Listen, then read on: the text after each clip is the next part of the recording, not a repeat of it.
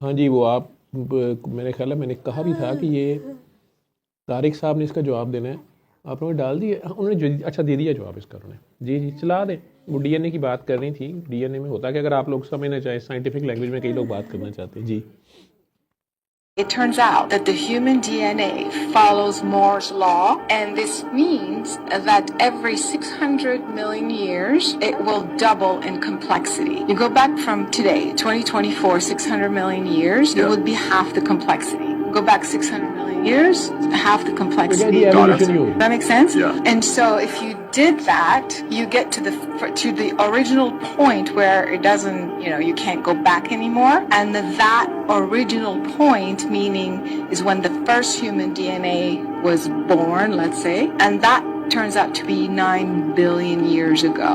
So if the human DNA is 9 billion years old, but planet Earth is how old? 5 billion years? This means that the human DNA is older than the planet. Wow. So where was it? That's proof that the human DNA existed somewhere else.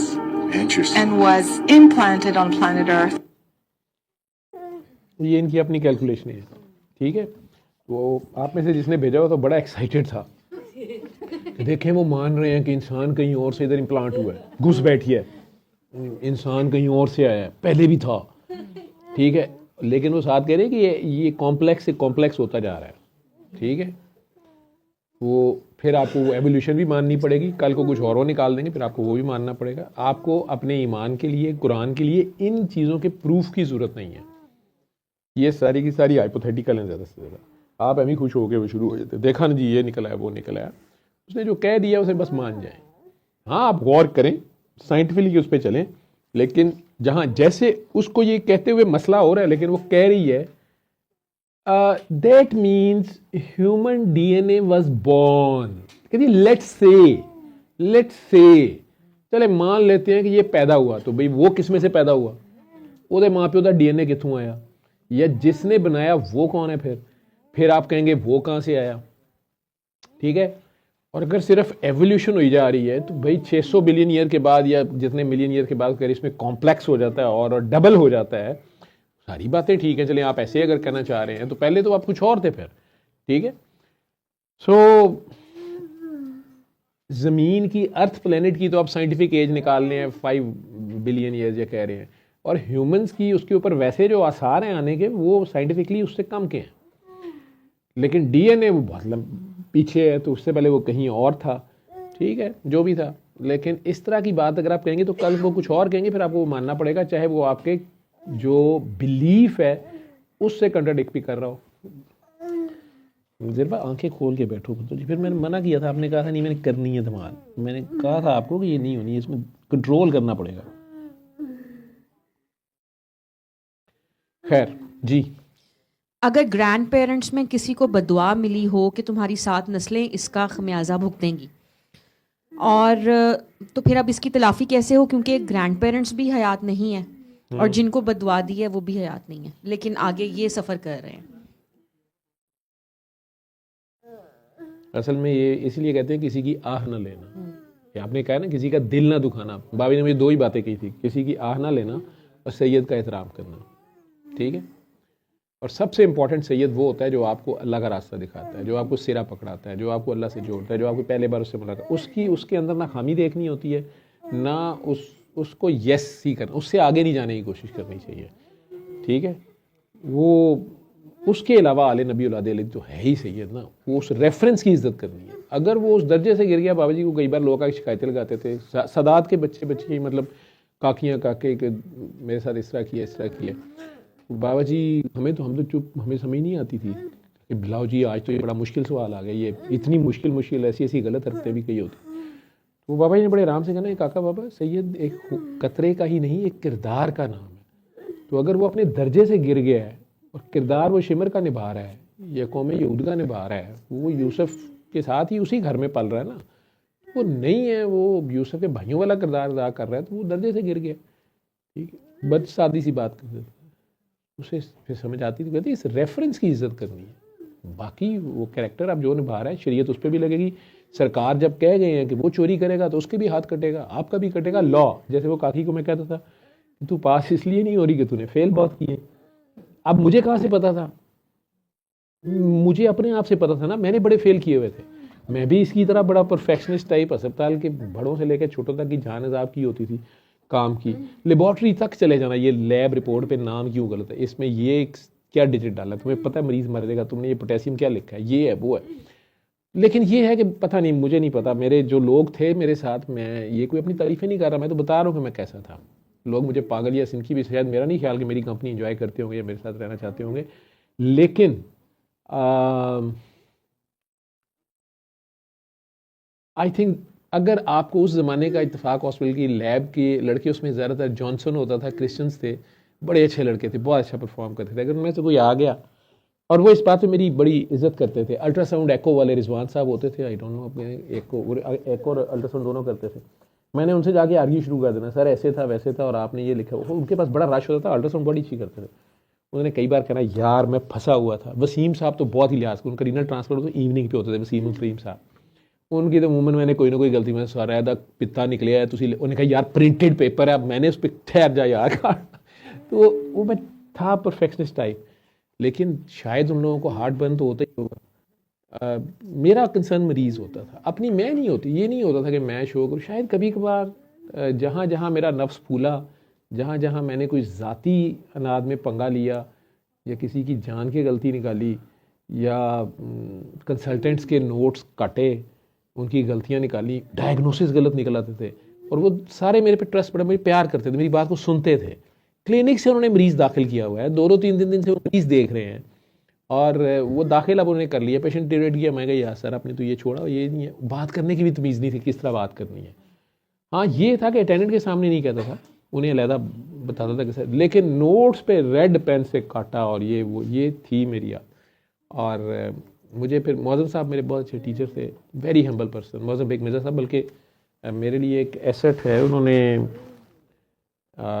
ज़िरवा ने काकी आई थी, याद है आपको, ज़ैनब, लंबी सी जो 1 साल से चारपाई पे थी, उसकी अम्मी अंजुम लेके आई थी, जियो की पता नहीं क्या थी, और वो बच्ची चल फिर नहीं सकती थी, ऐना वाला हाल था, है टांग वो उछलती ही नहीं थी, और 1 साल से पड़ी थी। तो ज़िरवा ने उठा के चला दिया, दुआ सेशन में धमाल शायद करा दी थी, और फिर वो माशाल्लाह उसकी अम्मी चीखें मारना शुरू हो गई थी कि मेरी बच्ची साल बाद चली है, ये क्या हो गया। तो वो ख़ुद भी उनके कुछ प्रॉब्लम्स थे, और मौज़म बेग साहब की वो पुरानी कहीं पेशेंट है, मुझे नहीं पता था।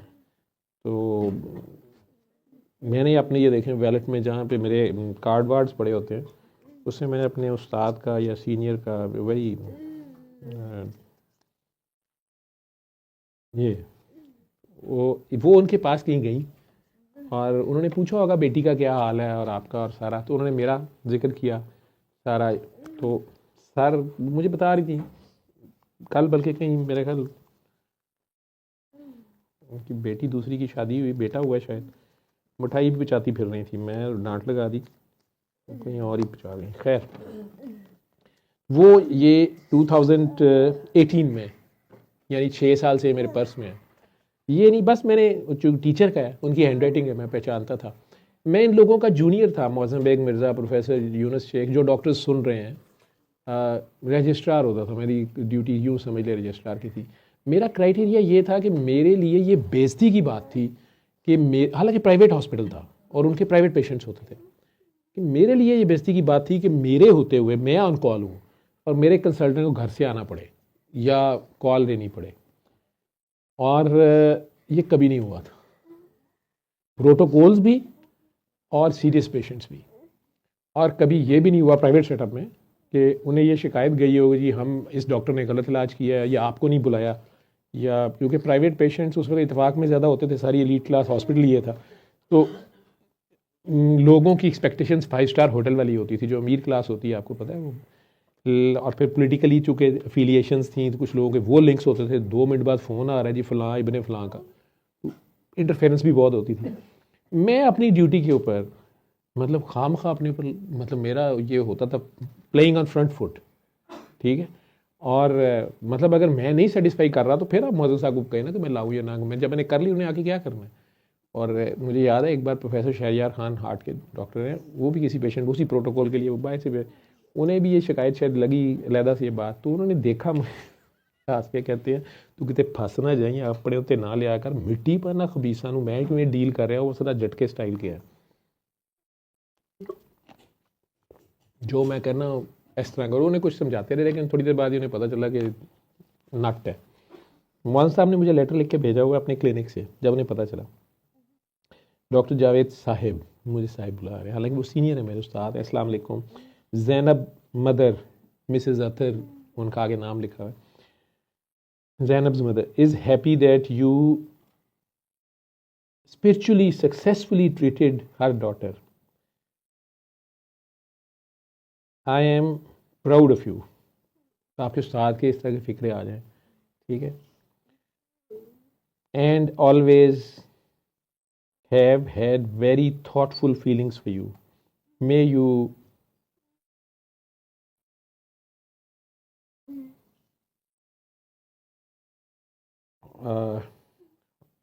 मैं ये वर्डिंग मुझे समझ नहीं है, nourish every walk of honorish every walk of life and thereafter. To serve humanity is a great virtue you always had. Allah be with you always, आमीन, with prayers।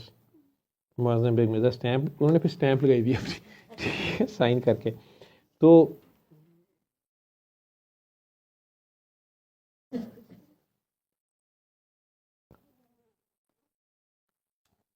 पता नहीं, लेकिन मुझे उन्होंने इतना फ्री हैंड दिया हुआ था कि मैं अब कई बार सोचता हूँ कि शायद वो ठीक है, वो मेरी दुआ थी कि अल्लाह क्या इलाज है मुझे बता। लेकिन जिस तरह से वो 2-3 साल में फंसा रहा और किसी को बता भी नहीं सकता था और कब शेयर भी नहीं करता था, और उस दर्द का दरमा मेरे पास नहीं था, लेकिन मैं ये सोचता हूँ कि शायद वही था। फिर मेरा वो ट्रेनिंग मेरे स्टूडेंट्स जिन्हें मैं पढ़ा रहा था, पार्ट 1 जिन्हें मैंने कहा पास करो, उन्हें किया, उन्होंने पार्ट 2 की ट्रेनिंग कर ली। मैं पेपर वो अपना थीसिस ही नहीं जमा करा रहा या डिसर्टेशन ही, और वो मेरे से पहले पास भी हो गए। उन्हें उनके पीछे पड़ा हूँ, पार्ट एग्ज़ाम दो और ख़ुद दे नहीं रहा अपना। और तो वो सारी नोट्स शायद अपने हाथ से बंधी हुई थी। जितना परफेक्शनिस्ट बनता था तो मुझे भी एग्ज़ाम में फिर परफेक्शन के हिसाब से देखा गया। और मुझे आज तक याद है कि एक लॉन्ग केस था मेरा, लाहौर में वाइवा था जो पहला, मैं इतना ओवर कॉन्फिडेंट था, या जो डॉक्टर्स समझते हैं, जो आप में से डॉक्टर्स हैं, लॉन्ग केस में मुझे फ़ेल किया उन्होंने। जो मेरे एग्ज़ामिनर थे, नाम नहीं मैं उनके लूँगा, वो पिंडी के बड़े स्ट्रिक्ट एग्ज़ामिनर थे, आर्मी के ब्रिगेडियर थे और बड़े स्ट्रिक्ट होते थे। वो दोनों टीचर्स थे और लोगों की जान भी उनसे जाती थी, लेकिन मैं तो नाम शाम सुनता ही नहीं था, कौन सा एग्ज़ामिनर कौन से। मैंने कहा मैं तो पेशेंट देखना मेरा स्टाइल ही ये था। तो रिटर्न पहली गो में पास हुआ था। शॉर्ट केसेस मुझे लग रहा था मैंने फड़का दिए हैं, रह गया था लॉन्ग केस। और मुझे याद है कि वो बाबा ऑलरेडी शर्ट उतार के ना बैठा हुआ था। पेशेंट भी कई बार ना पुट ऑफ हो जाता है, वो मतलब सुबह से आया होता है, उस पर पेशेंट डॉक्टर्स एग्जामिन कर रहे होते हैं, कई बार वो भी कोऑपरेटिव नहीं होता। अब उसमें शर्ट उतरवा के एग्जामिन करना था। उसकी शायद पहले भी 1-2 लोगों ने, या शॉर्ट केसेस में भी शायद था, तो वो ना तंग पड़ा, उसने शर्ट पहले ही उतार दी, उतार के और बेड की साइड पे टांगे लटका के बैठा हुआ। उन्होंने मुझे कहा कि बिल्कुल इसी तरह ने कहा कि gentleman you have 30 minutes, take history in examination. अब ये पार्ट होता है, आपने हिस्ट्री उस बिल्कुल ऐसे लेनी होती है। जब पहली बार आप पेशेंट देख रहे हैं और मरीज़ आपके आउटडोर में आया, आप वो दोनों कंसल्टेंट्स ये देख रहे हैं कि आप एक कंसल्टेंट लेवल के डॉक्टर हैं, आपकी मरीज़ से सोशल डीलिंग कैसी है, मेडिकल एथिक्स कैसे हैं, इनका एक एक नंबर होता है। फिर उसके बाद अब आप उससे इंफॉर्मेशन कैसे एक्सट्रैक्ट कर रहे हैं, उसको कितना ईजी गोइंग जा रहे हैं, और आपकी थॉट की क्लैरिटी कितनी है। और बड़े ईजी मार्क्स होते हैं, ईजी गोइंग, 10 में से 6 नंबर लेने होते हैं, ठीक है।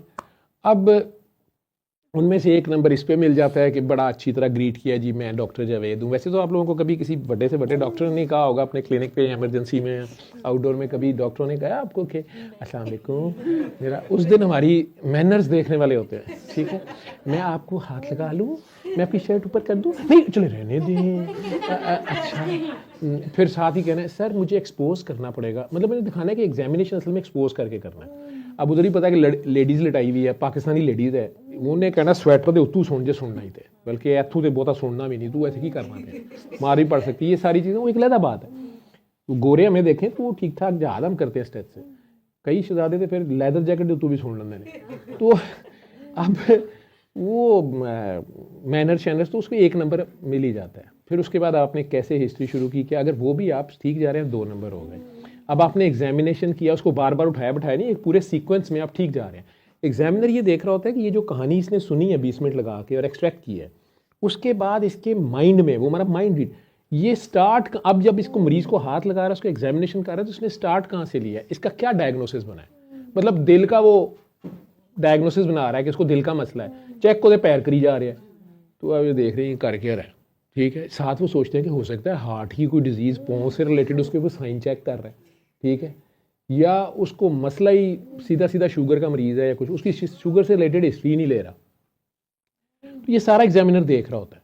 अगर वो आप एग्जामिनेशन भी अच्छा कर लें सारा, तो आप 3 से 4 नंबर ले चुके होते हैं। अब वाइवे में आपने 2 या 3 नंबर और खींचने होते हैं, उसमें भी आप कहते हैं आधे घंटे के बाद वो कहते हैं कि ओके डॉक्टर साहब टाइम इज़ अप, आपने हिस्ट्रियाँ ले ली, एग्जामिन कर लिया है, अब वो कहते हैं कि डॉक्टर साहब प्रेजेंट योर केस। अब आपकी प्रेजेंटेशन कैसी है, आप एक लॉजिकल, एक मेथोडिकल वे से, असल में आप एक कंसल्टेंट को, अब आप एक पहेली, जो आप में डॉक्टर बैठे हुए गाइड जो कर रहे हो पोस्ट ग्रेजुएशन, असल में आपने ये समझना है कि वो एक अच्छे डॉक्टर हैं, वो स्पेशलिस्ट बनना चाहते हैं, आप उन्हें एक पहेली बताने लगे हैं, वो बूझने पे तैयार हैं, लेकिन आपका मकसद ये नहीं होना चाहिए कि मैंने इसे पहेली बूझने नहीं देनी, आपने असल में उनको अपने तरीके से बताना है कि वो भी सोच रहे हैं कि इसने क्या सोचा है, या उन्हें तो पता ही है मरीज़ क्या है, लेकिन बहरहाल आप अगर एक मेथोडिकल उन्हें कह रहे हैं कि जनाब ये सुबह उठा, इसने टूथब्रश पकड़ने की कोशिश की, इसे पकड़ा नहीं गया, ठीक है, बेड से उठने की कोशिश की, उठा नहीं गया, एक साइड से गिर गया, ये वो, एक ये है। असल में सर इसने ना रात को जो है ना लंबी फिल्म देखी तो ठंडे पकौड़े खा लिए, वो उसने बीच में सुनाया था, वो तुसी तो नहीं सुनना सी ना। अब वो दोनों एक दूसरे को देख रहे हैं, ठीक है, तो हिस्ट्री किधर जा रही है। लेकिन अगर आप वो मेथोडिकली हिस्ट्री दे रहे हैं,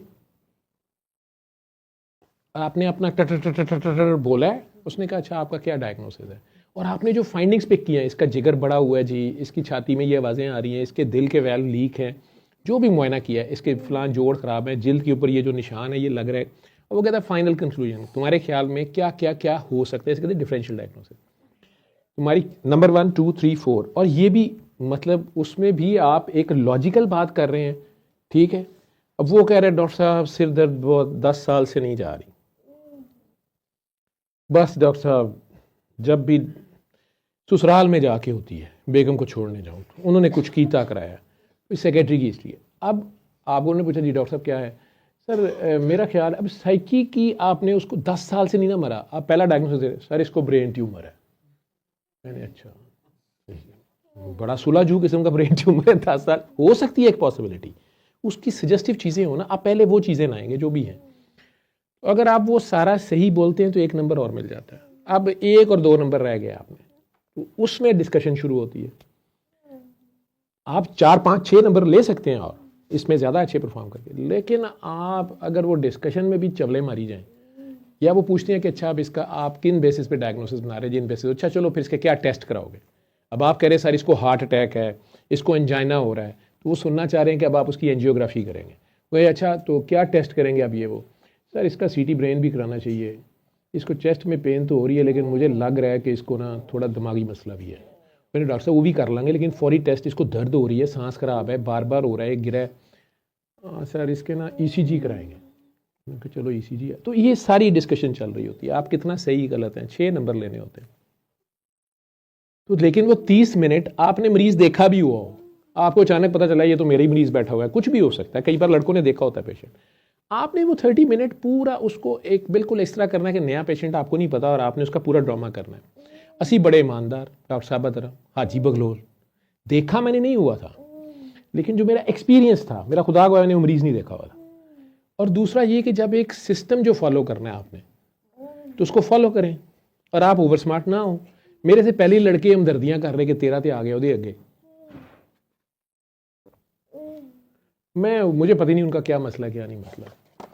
उन्होंने ग्रीट तो बड़ा अच्छी तरह किया, आपको पता है आर्मी वाले तो बड़ी सुलह सफाई से बात करते, मतलब मैनर्स होते हैं उनकी, अंग्रेजी शंग्रेजी, और वो लगता नहीं है कि ये क्या करेंगे आपके साथ। मैं चौड़ हो गया, उन्होंने इतना कहा, उन्होंने सिर्फ एक थोड़ा सा फिक्र एक्स्ट्रा बोल दिया ना, और ये ऐसे मुझे देख रहे हैं ना, मेरा कॉन्फिडेंस है देख रहे हैं, वो एग्जामिनर को ये भी इंप्रेशन पड़ता है कि इन्हें कल मरीज़ देखे है, ये फ़लाँ वार्ड में इसने देखा हुआ है, इसको खुद ही पता है या मैं ड्रामे कर रही है, इस तरह कॉन्फिडेंट कैसे है। कई बार ये भी मसला पैरल डिपेंड करता है पर्सन टू पर्सन। मुझे उसमें गोरे एग्जामिनर एक दोस्त की बात, बड़ी अच्छी बात याद है कि मैं कहीं एग्ज़ाम ले रहा तो उसने कहा, यार we are not trying to find what he don't know, we are trying to find what he knows, is he a safe doctor और नॉट, दैट्स इट। ठीक है, तू अपनी डॉक्टरी ना विच पा के इनू की नहीं आता। हमारे एग्जामिनर्स का ये मसला होता है कि इनू की नहीं आता, पता करो इसका ये भी नहीं आता, यार उसको ज़रूरी आता है कि नहीं आता, अफलातून तो कोई भी नहीं होता। खैर उन्होंने मुझे कहा कि you have 30 minutes for history taking an examination and then we will have a viva. मैं कहा कि सर थैंक यू। मैं बेड के पास खड़ा और उसको देख रहा हूँ। उन्होंने बैठते बैठते इतना क्या, दूसरे एग्जामिनर्स आ गए, कहते I think 30 minutes is more than enough. उन्होंने इस तरह करके कहा, शायद वो कैश था क्या था, क्योंकि पेशेंट साहब ने शर्ट उतारी हुई थी, अब उसके यहाँ पे एक टाँके का निशान था, यहाँ पे कुछ चेपियाँ लगी हुई थी, एक आंख उसकी यूं थी, ठीक है, जिस्म उसकी सूखा सड़ा था, उसके जिस्म के लग रहा था कि ये बेचारा कोई फाका कश है या बहुत ही बीमार है लंबी देर से, पसलियाँ उसकी निकली हुई हैं, बाबा बैठा हुआ है और ऐसे उसने बैठा हुआ है और इधर से ये नाखून भी उसका टोटल ऑरेंज हुआ हुआ है, जैसे उसने ना कोई नेल पॉलिश लगाई हुई है। अब मैंने उसे देख के ना उनके सामने ही बड़ा उसकी आंख को थोड़ा सा ऐसे ही करके, ठीक, और टॉर्च निकाली, उसकी आंखों में मारी। मैंने कहा sir even sir more than enough. उन्होंने कहा था I think 30 minutes sir enough. अब ये मुझे नहीं बोलना चाहिए था, मुझे अपना काम स्टार्ट करना था, बेल हो गई थी। उन्हें भी इतना रिलेटेड नहीं होना चाहिए था, लेकिन किस्मत या मुझे सबक अल्लाह ने सिखाना था, don't try to be over smart. Engine के अगे इंजन ना बनो। वो अपनी जगह के इंजन थे, कंसल्टेंट थे, प्रोफेसर थे, व्हाटएवर, एग्जामिनर थे। उन्होंने बैठते बैठते मुझे याद है, उन्होंने कहा okay then let's start now, what do you think what he is suffering from. मैं तो क्या थे आ गया, क्योंकि मैंने देख लिया था पेशेंट, पहले नहीं देखा हुआ था, जो मेरा अपना क्लिनिकल नॉलेज पहले था उसकी वजह से मैं कहा मैं पास हो गया। ये तो बड़ा अच्छा किया इन्होंने, मैंने तो हिस्ट्री थी। मैं कहा sir this gentleman is having, I just checked, he is having Horner syndrome, right, and he is badly cachectic, मतलब इसके बिल्कुल वेट लॉस हुआ हुआ है, इसके इधर से शायद प्लूरल बायोप्सी की गई है या चेस्ट ट्यूब डली रही है, शायद इसको पानी था इधर, या पैनकोस ट्यूमर है, इसको लंग का ट्यूमर है, और इसकी इस उंगली पे निकोटीन स्टेन नज़र आ रहे हैं, इसने बहुत सिगरेट पी हुई है, ओल्ड मैन है तो, और ये रेडियोथेरेपी के मार्क्स नज़र आ रहे हैं। तो ये जो वो लगे हुए थे स्टिकर्स, ठीक है, जहाँ पे उन्होंने रेडिएशन करनी होती है, वो भी एरिया ये था। तो मैं कहा this is most likely C A lung, metastatic C A lung, और बायोप्सी हुई भी है, और पैनकोस ट्यूमर है लाइकली, इसकी ये नेक वेन्स एंगोज्ड है सारी, ये वो सारी, ये इसकी चेस्ट दिखा रही है, इसकी वेन्स एंगोज्ड है, एसवीसी ऑब्स्ट्रक्शन भी है। इतने ज़्यादा मैंने डायग्नोसिस बना दिया। मैंने अपने सुपरवाइजर यूनुस साहब और साहब को जब बताया तो मुझे कहते तू फेल किस तरह हो गया, मतलब उन्हें भी बहुत कॉन्फिडेंस थी। लेकिन मैंने बाद में जब उन्हें बताया ना कि वो उन्होंने कहा था कि I think 30 minutes of enough, तो मैंने कहा था मोर देन इनफ, तो सर पकड़ के बैठ गया। ठीक है, यूनुस साहब ने मुझे डांटा, वो डांट भी रहते होते थे। मैंने कहा तुम्हें किसने कहा था ये कहो, चुप करे काम करना था। वो ऑफेंड हो गया और उसने पता क्या समझा, तुमने यही बोला है। मैंने कहा सर मैंने ये बोला है। कहते फेल कैसे किया उसने। मैं कहा सर उसने फिर सीए लंग में कैंसर, लंग के कैंसर का वो चीज़ें पूछी हैं जो शायद मुझे अभी भी नहीं आती। ना मैं रेडियोथेरेपी के फील्ड में काम किया है, कीमोथेरेपी मैंने खुद बहुत ज़्यादा नहीं लगाई हुई थी, उसके आगे से साइड इफ़ेक्ट्स उसमें लेटेस्ट। उन्होंने तो फिर मुझे, और उन्हें मिल गए 50 minutes, 55 मिनट, 30 मिनट का वाइवा होना था उस पेशेंट पे। उनको वो दूसरे एग्जामिनर ने थोड़ा हाथ थोला करने की कोशिश की। उन्होंने कहा if you want to examine और want to take the history, असी अपनी कॉन्फिडेंट खड़े। तो पहले 20-25 मिनट तो मैं उन्हें बड़ा लगा रहा कि बस अब मैं पास हो गया, लेकिन वो ज़ाती तौर पे उसको ले गए। और वो यूनुस साहब ने मुझे समझाया कि उसने ये समझ लिया था कि तुमने ये पेशेंट देखा हुआ है, उसने उसको नहीं देखा कि तुमने ये चीज़ें पिक की हैं, तुम्हारी ऑब्जर्वेशन इतनी अच्छी है और ये वो। So I learn a lesson of over confidence over there. और वाकई उन्होंने मुझे 2-3 नंबरों से फेल कर दिया, इसलिए कि आखिरी जो 5-10 मिनट का वाइवा था ना, 55 मिनट का या 50 मिनट का मेरा बेसिकली वाइवा, जो 30 मिनट का होना था, ठीक है, उसमें आखिरी 5-7 मिनट में ना, आपने अगर किसी बॉक्सर को आ रहे देखा ना, वो डिग भी नहीं रहा होंदा, दूजा मारी जा रहा होंदा, ठीक है।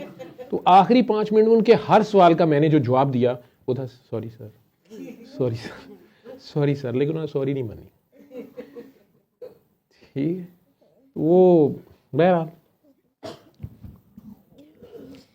उस्ताद मेरे इस तरह के थे। तो मैं फिर दूसरी बार जब आया वो कराची ही जाना पड़ा, लेकिन तीसरी बार फिर कराची जाके मैं कामयाब हो गया, ठीक है। लेकिन टाइम लगा और मैंने फिर ये समझा कि मैंने भी बड़ों को फेल किया हुआ है।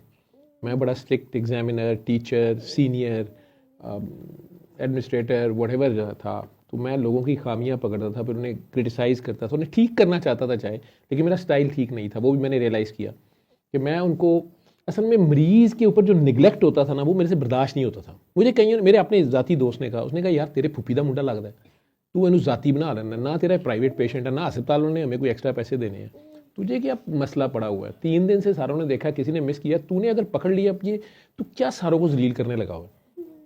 मैंने कहा नहीं, ये दोबारा मिस नहीं होना चाहिए, उसने इतना सफ़र किया, ये किया, वो किया। लेकिन जाहिर बात है किसी को उसकी गलती बताएं तो उसे बुरा लगता है। मुझे बस ये होता था कि ये आइंदा ना करें, मरीज़ के ऊपर ये ना हो। और अपना भी नफ्स शायद फूलता होगा, अपने आप को भी होता कि मैंने गलती पकड़ ली, फलाने ने नहीं पकड़ी। फिर सबसे ज़्यादा बड़ी बदतमीज़ी के रेड पेन से क्रॉस करता था, फिर उस पर नोट्स लिखता था, वो सारों को नज़र आते थे। फिर कॉमन रूम में बैठ के सबके सामने बात करता था, उसको कहता था, सबको सिखाना भी चाहता था, अपनी तरफ से क्वेश्चंस करता था।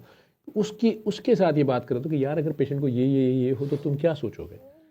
अगर उसने कहना कि ये हो, तो मैंने कहा तुमने बेड 3 के ऊपर फिर इसके ऊपर देखा ही नहीं उसको क्या है। वो कई बार तो उसने कहना कि वो अच्छा उसमें ये थे, मैंने ये मिस किया, वो वाली लैब मुझे नहीं पता। या कई बार उसने कहना मेरा दिमाग नहीं, कई बार उसने अड़ जाना। ख़वातीन तो रो पड़ती थी, पता नहीं किसी खातून की बददुआ से तीसरी बार रो भी पड़ी कई ख़वातीन। कुछ छोड़ता नहीं था मैं, वो बात वो रगड़ता रहता था कि क्यों उस मरीज़ पे ऐसे हुआ है।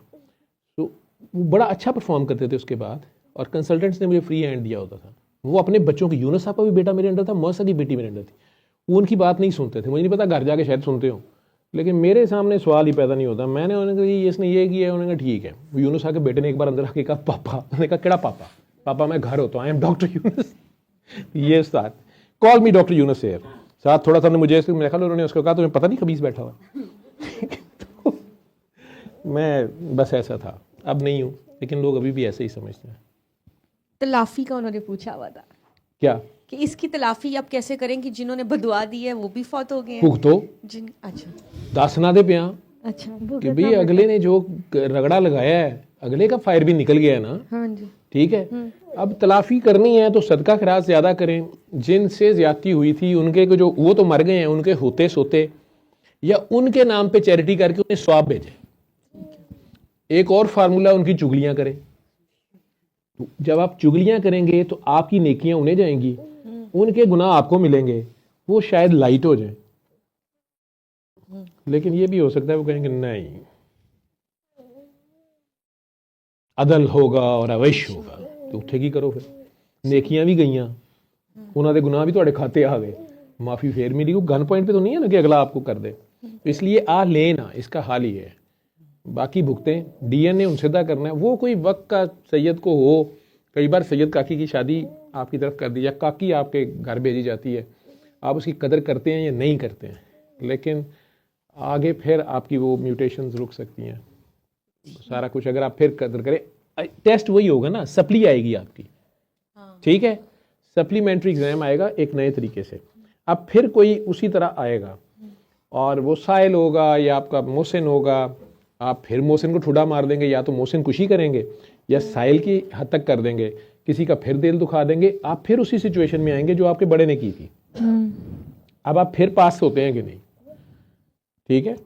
ये अल्लाह वाले जो होते हैं इस तरह पास करते हैं। वो क्या नाम है उनका, मुझे आईडी के नाम से हैं शायद फेसबुक पे, वो कहानी सुनाते। उनके मुर्शद जो थे, वो उनके जो मुर्शद थे ज़िया साहब के दौर में, ये ब्यूरोक्रेट हैं बहुत बड़े, वो एक बार कहानी सुना रहे थे, अल्लाह नोज़, वो बता रहे हैं कि उनके मुर्शद जो थे वो भी आर्मी में थे, सीनियर पोस्ट पे।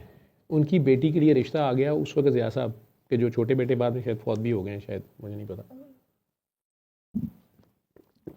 फैमिली टर्म्स थी, अनवार शायद नाम था उस बच्चे का। ये खारिया में रहते थे। ये बकौल इनके कि इनके मुर्शद ने अपने मुर्शद से बात की कि बाबा जी रिश्ता आया जाए।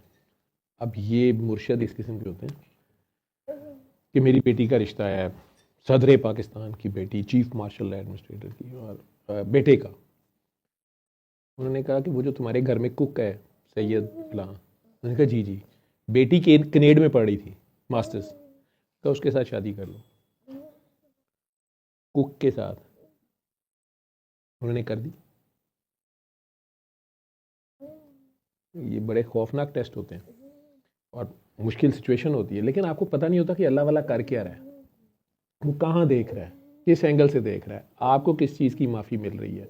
वो सैयद तो था लेकिन कुक था आपके घर में, क्या है, और आप अपनी बेटी की शादी कुक से, कनेड में पढ़ रही है लड़की, खुद आप कर्नल पोस्ट पे हैं और आपको रिश्ता ऑप्शन है उधर से चीफ मार्शल और मर्द मोमिन मर्द हक जो भी थे ज़ियाउल हक, उनके बेटे की, और मतलब आर्मी का सीनियर भी है, वैसे टर्म्स हैं उनकी पुरानी, लेकिन उधर से मुर्शद अंगूठा छाप खारियाँ का दरबार है आगे उनके, जो मतलब आम पब्लिक तो यही होगी ना, लेकिन कमाल है उस मानने वाले का और उसकी बेटी की तरबियत का। उसने भी यस किया, वो तो अपने घर में आज ही खुश है। वो काका ज़िया साहब वाला फौत हो गया, पता नहीं क्या था। हाँ, इधर कोई बीमारी पहले आ रही थी, वो नहीं अगली नस्ल में आई जी। So, X-linked recessive diseases से रिलेटेड एक तुझी नाली क्वेश्चन। बीमारी कर ली है जी। ये वो डीएनए वाला क्वेश्चन था। हाँ, मेरा फ़ोन भी मुझे दे देना। अच्छा जी जी, एक्स लिंक क्या था? Why do they skip a generation? Is Allah giving such people a chance to correct themselves?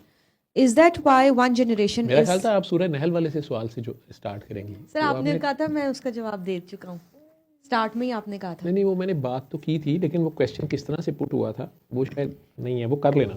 अच्छा, इसके बाद मैंने तो वो पूरा हफ्ता रखा था कि मैंने कोई, आपने देखा होगा मैंने बाकी सारे नहीं क्वेश्चंस आज फॉरवर्ड किए हाँ हैं, तो मैं नहीं, मैंने कहा कि यही काफ़ी है, इस पर बहुत टाइम लग जाएगा या कुछ, या मुझे खुद उस पर बड़ा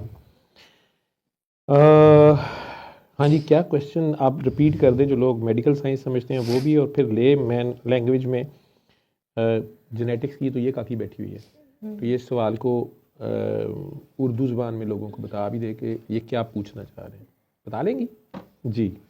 X-linked recessive diseases. Why do they skip a generation? Is Allah giving such people a chance to correct themselves? Is that why one generation is carrier? And then, if they don't amend their ways, the next generation also has the disease. जी क्या कह रहे हैं, ये mic दीजिएगा नहीं। Sir, x link recessive disease का उन्होंने पूछा है, जो आपको फादर, अगर फादर कैरियर हो तो माँ आगे जनरेशन में आती है, लेकिन वो एक जनरेशन स्किप होती है। फादर कैरियर हो और अगर मदर कैरियर हो, रिसेसिव है ना, तो कोई एक एक्स भी अगर होगा तो दोनों में से तो कोई दोनों एक में से X। कोई एक भी हो, ये लेकिन कहना। बाप के केस में उसके पास क्योंकि है ही एक ही एक्स, तो उसके ज़्यादा चांसेस है कि अगर बाप में हो तो भी आएगी। अगर माँ का एक एक्स बाप में है अगर हो तो तो ज्यादा आएगी चांसेस क्यों आएगी। है, बाप की तरफ से बेटी को आएगी, एक अगर बेटी एक ही हुई एक्स है ना, तो हाँ, तो बेटी को आएगी ना, बेटी तो को अगर आएगी। बेटा हुआ तो बेटे बाप पे की नहीं तरफ होगा, से- लेकिन बेटा कैरियर हो सकता है अगर माँ का भी एक्स है। वो अभी छोड़ दें, अभी बाप के पास था, आपने पहले कहना एक पॉसिबिलिटी, बाप के पास एक एक्स है, ठीक है, वो तो उसने देना ही लड़की को है, अगर लड़की होगी, ठीक है, तो उसके पास वाई के ऊपर तो कोई जीन्स नहीं। अच्छा, वाई पे बीमारियां क्यों नहीं होती हैं? सिर्फ वाई पे कम है। क्यों, क्या है वाई पे, कौन सी बीमारी? तूने कितनी तेरा, मैं असल में पकड़ा ही तुझे, तू जेनेटिक्स पढ़ रही है, बायोमेडिकल साइंस में, कल तूने कर लिया है बीएस ऑनर्स तो कर लिया है ना, अब एमफिल में है। हाँ, और किस में कर रही है, क्या फील्ड है? बायोटेक्नोलॉजी। बायोटेक्नोलॉजी में, उसमें जेनेटिक्स पढ़ रहे हो ना? हाँ जी, हाँ, पढ़ लिया। माइक्रोबायोलॉजी जेनेटिक्स पढ़ रहे हो? हाँ, तो जी, तो वाई पे कौन कौन सी बीमारियां होती हैं? वाई क्रोमोसोम मर्दों के सेल के अंदर, औरतों के सेल के अंदर सिर्फ 2 XX क्रोमोसोम होते हैं। क्रोमोसोम, आप लोगों कैसे डीएनए की बात हो रही थी, इंसान के जब से दूरबीन ईजाद हुई है तब से पता चला है कि हमारे एक एक सेल में, खून का भी एक सेल आम नज़र नहीं आता, ठीक है, तो उसके अंदर जो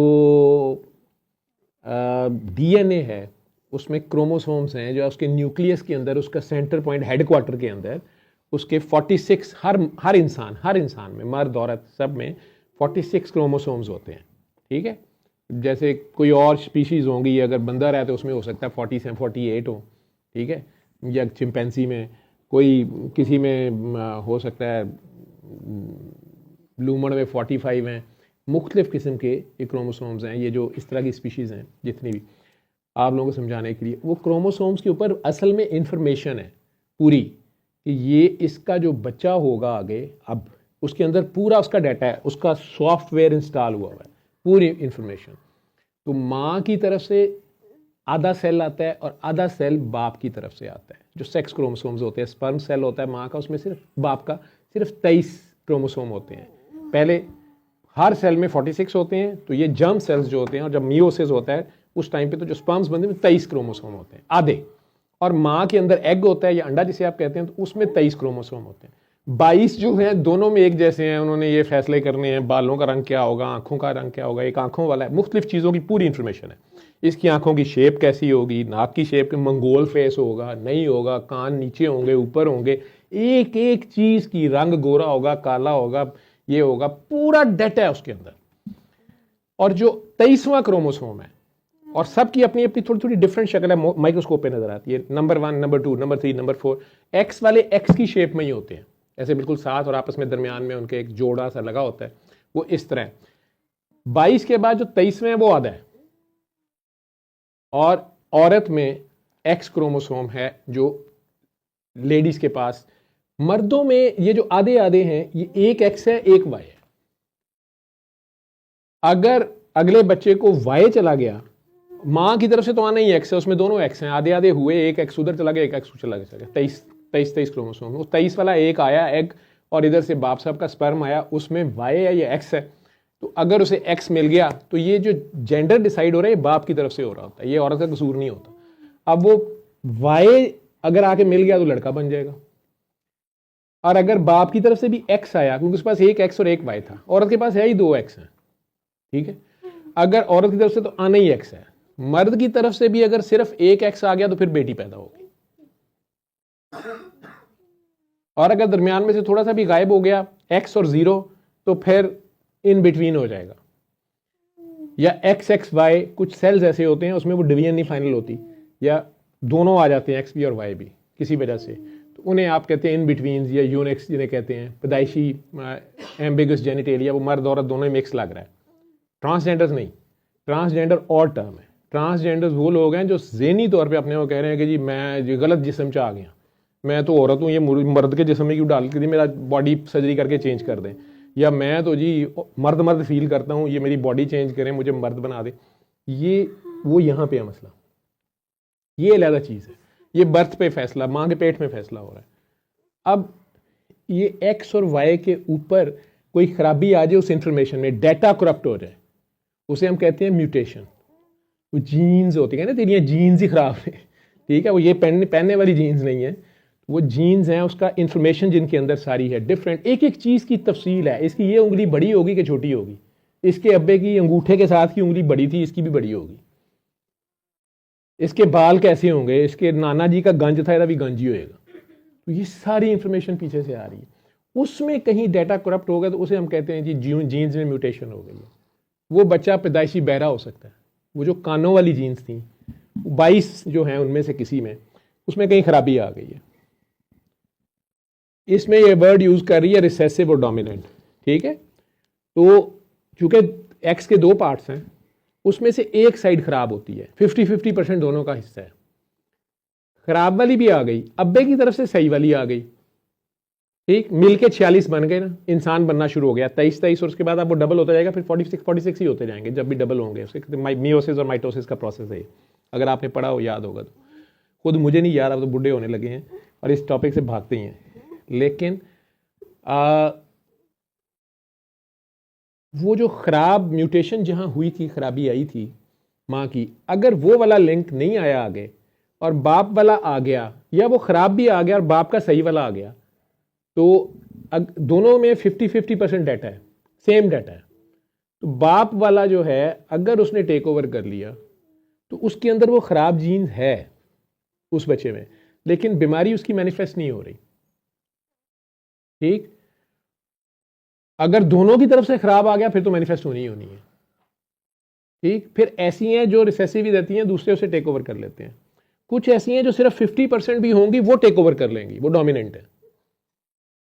फिर आगे उसकी जो भी मतलब वो बच्चे में शक्ल, अगला बच्चा उसमें जो उस बेचारे में वो डिफेक्ट आ जाएगा, जी इसमें ये था वो था।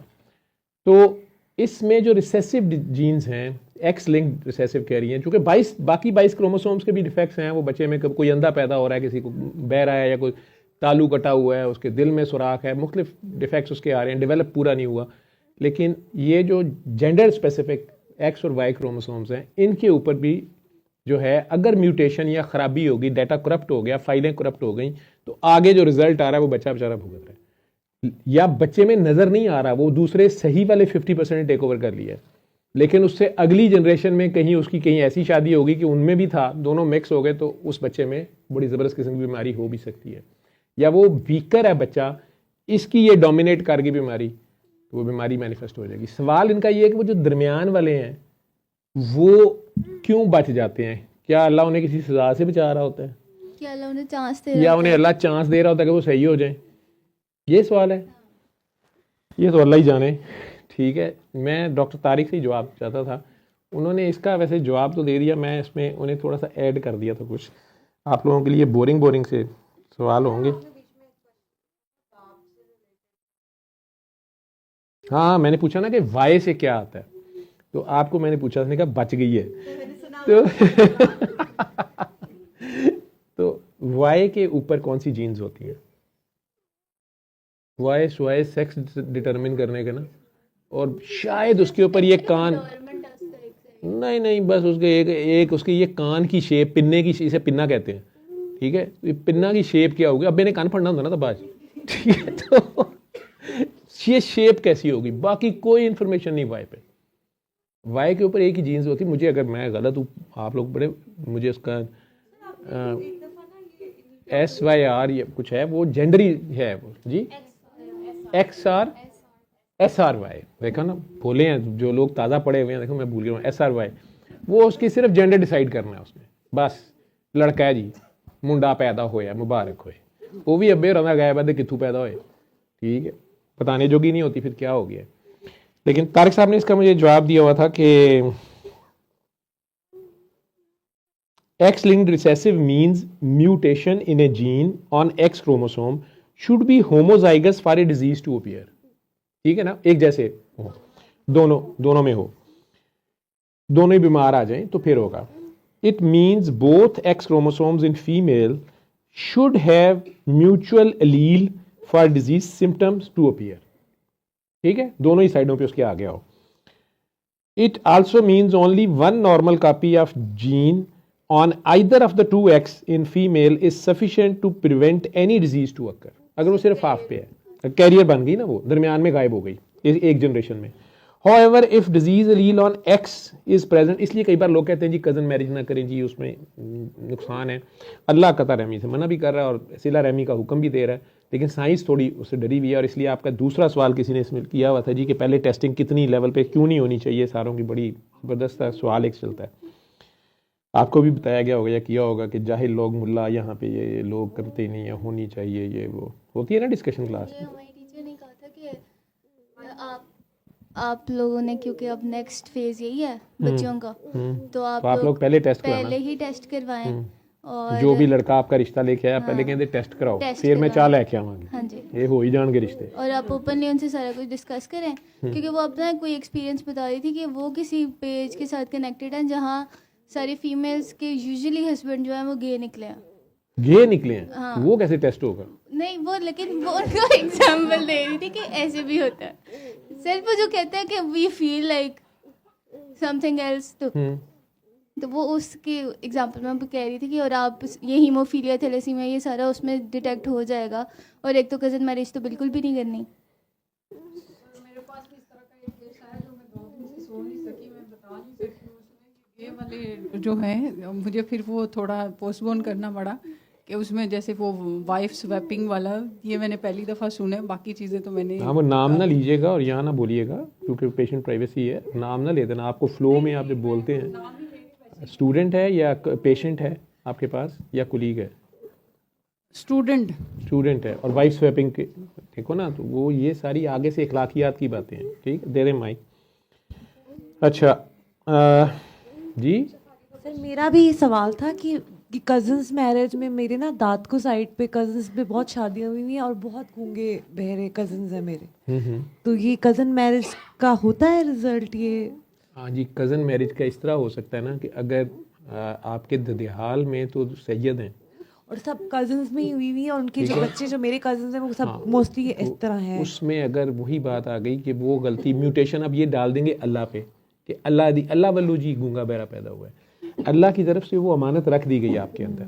वो म्यूटेशन क्यों हुई, ठीक है, वो होती क्यों है? जब आप जुल्म करेंगे अपने दर्जे से गिरेंगे, ठीक है, किसी की आह लेंगे, किसी का डाटा करप्ट करेंगे, किसी की बेटी की इज्जत लूटेंगे, आपके ऊपर उसका इफेक्ट आएगा, किसी की आह का आएगा, वो सारी चीज़ें आएंगी। वो नहीं भूलती। या माँ के पेट में है सारा कुछ ठीक है, लेकिन उस बीवी को इतना टॉर्चर दिया है, वो आपसे शदीद नफरत करना शुरू हो गई है, आपके ख़ानदान से नफरत करना शुरू हो गई है, चाहे उसकी सगी फूफी है, वो सगी खाला है, अब वो सारा एक जैसा है ना सारा, तो उसके अंदर म्यूटेशन होगी तो पहला बेबी तो वहाँ से आएगा ना, ठीक है।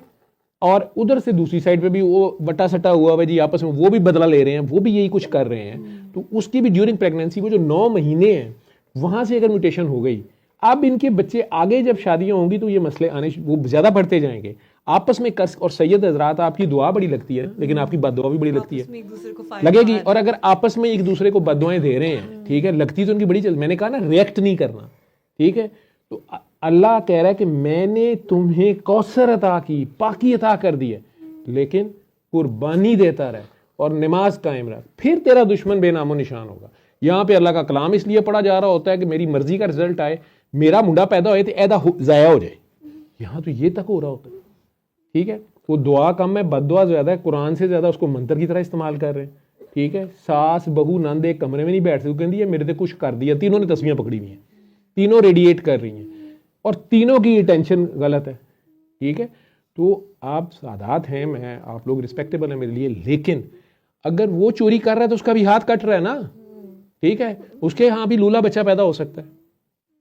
अगर वो अपने खामद की चोरी कर रही है या खामद अपनी बीवी की इमानत में खयानत कर रहा है, समझ रहे हो, तो रिजल्ट्स आएंगे, ठीक। वाइफ स्वैपिंग हो रही है, एक ही बीवी है और 3 भाई साहब उसके ऊपर अगर ऐसी हरकतें कर रहे हैं, कुछ भी हो सकता है ना। या आपने वैसे जुल्म कर दिया, नौकरानियों पे कर दिया किसी और, सरकार का तो ये शेवा नहीं है या मौला अली का तो ये नहीं है, ठीक है। तो आंखें तो आएंगी ना, उन्हें तो नहीं रोक सकते आप, आपकी गुड डीड्स चली जाएंगी, आपने जुल्म कमा लिया, किसी से कुछ कर लिया, उसकी याद तो नहीं रोक सकते। आपने किसी की बीवी बेटी जलील कर दी, किसी का इज्जत लूट ली, ठीक है, उसके बाद आप कैसे वो उसका एक बेटा डॉक्टर बना, ठीक है, और 20 साल बाद उस डॉक्टर के आगे आप अपनी बेटी लिटा के कह रहे थे कि डॉक्टर साहब ध्यान से देखें ना, किसी को समझ नहीं आ रही, तो कह रहे जी मैं एक्सपोज करना पड़ेगा। जी डॉक्टर साहब कर लें, आप तो डॉक्टर हैं, और आपको पता नहीं होता कि कभी आपने इसकी माँ या इसकी फूफी को आपने नंगा किया था और ज़बरदस्ती किया था और गन पॉइंट पे किया था और बहतान भी लगाया था और इल्ज़ाम भी लगाया था, और उल्टा उसी को कह दिया था कि ये नीच ज़ात कमीनी नौकरानी एमी मेरे पे इल्ज़ाम लगा रही है, लेने के देने पड़। ये निज़ाम है, ये सिस्टम है, बैलेंस उसने क्रिएट किया हुआ है, जोड़े में हर चीज़ बनाई हुई है ना, वो रेसिप्रोकेट होती जाएगी, ठीक है।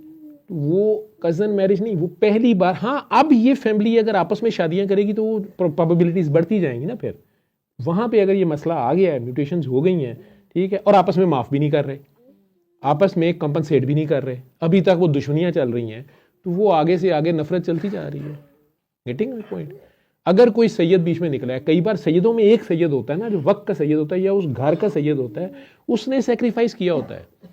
वो काकी कोई ऐसी होती है जो उस पूरे घर के लिए दुआएं कर रही होती है, उनसे जलील होकर उनके घर में नौकरानी बन के, वो भी सादात में सी होती है, लेकिन वो उनके लिए दुआएं कर रही होती है, सारी मलबा गलतियां सब अपने ऊपर ले रही होती है, या अपने बच्चों की खातिर वो जलील हो रही होती है उस घर में, ठीक है, सेक्रीफाइस करिए, कोई नहीं मैंने वापस नहीं जाना, मेरा बाप बूढ़ा है, ये हो जाएगा, वो अपने बच्चों की खातिर लगी हुई है, उसकी आहें तो नहीं रोक सकते आप। या उसके बच्चे बड़े हो गए ये सब फील करेंगे तो उनकी आहें नहीं रोक सकते आप।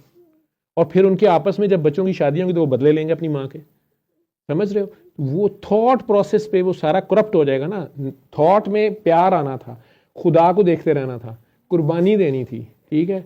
अम्मा तो दे गई, बच्चे नहीं देने पे तैयार, क्योंकि उनमें भी आपका खून है, तो वो तो अपनी माँ का बदला लेंगे और आप कहेंगे अब हम तुम्हें बताते हैं, वो कहानी इधर को चली जाती है। लेकिन सॉरी टू से ये मेरे ख्यालात हैं, ये आपके सामने बहुत से सवालों के जवाब मिल गए हैं ना जी। ये सवाल तो मैं साइंटिफिक इसका आंसर दे रहा था कि आज तो बाकी सारे बोर हो रहे होंगे कि डॉक्टर पढ़ गए। खैर, so however if disease allele on X is present in males, अगर मेल के एक्स पे है, they will show disease because they are in no second, there is no second X in the male. ठीक है, why there is skipping, और दरमियान में skipping, जो एक जनरेशन आप कह रहे हो स्किपिंग हो रही है।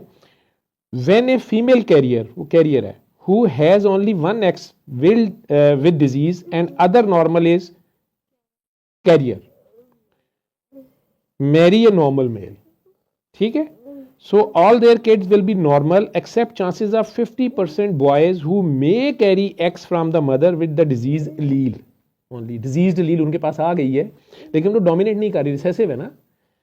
This way there are chances of skipping a generation which is not the case in case of X-linked dominant mutation. Dominant में वो dominate कर जाएगी ना, ठीक है, recessive में हो जाएगी।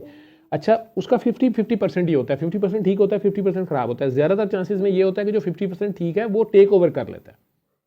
अल्लाह ने ये रखा हुआ ना, एक गुर्दा आपने चले ऐसे समझ ले, एक गुर्दा निकाल दिया, उसने दे दिया किसी को, तो एक गुर्दे से उसकी टेस्ट ठीक रहते हैं, उसे गुर्दे का फेलियर नहीं होता, ठीक है।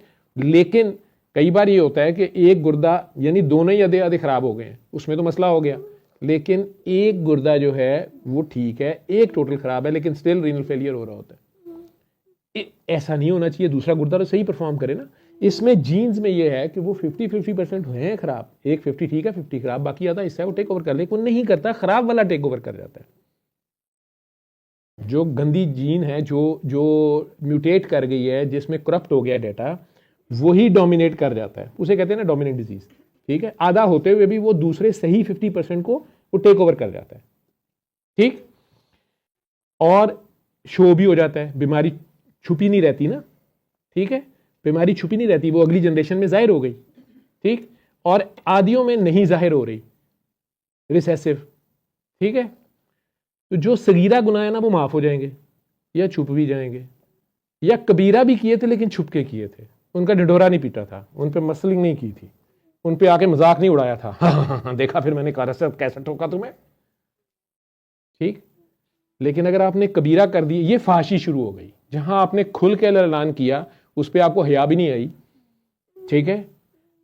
तो अब जो डाटा करप्ट होगा आगे से, अगले की इज्जत हवा में करके उसका मजाक भी उड़ाया, गुनाह कबीरा पे शर्मिंदा भी नहीं है आप, तो ये डोमिनेंट डिजीज आनी है, मेरा ख्याल है। और अगर वो गुनाह कबीरा आपसे हो गया है लेकिन आप उस पर शर्मिंदा हैं या सगीरा हैं, तो फिर तो कई जनरेशन स्किप हो जाएंगी, 7 जनरेशन तक आहिस्ता आहिस्ता क्लियरेंस आ जाएगी।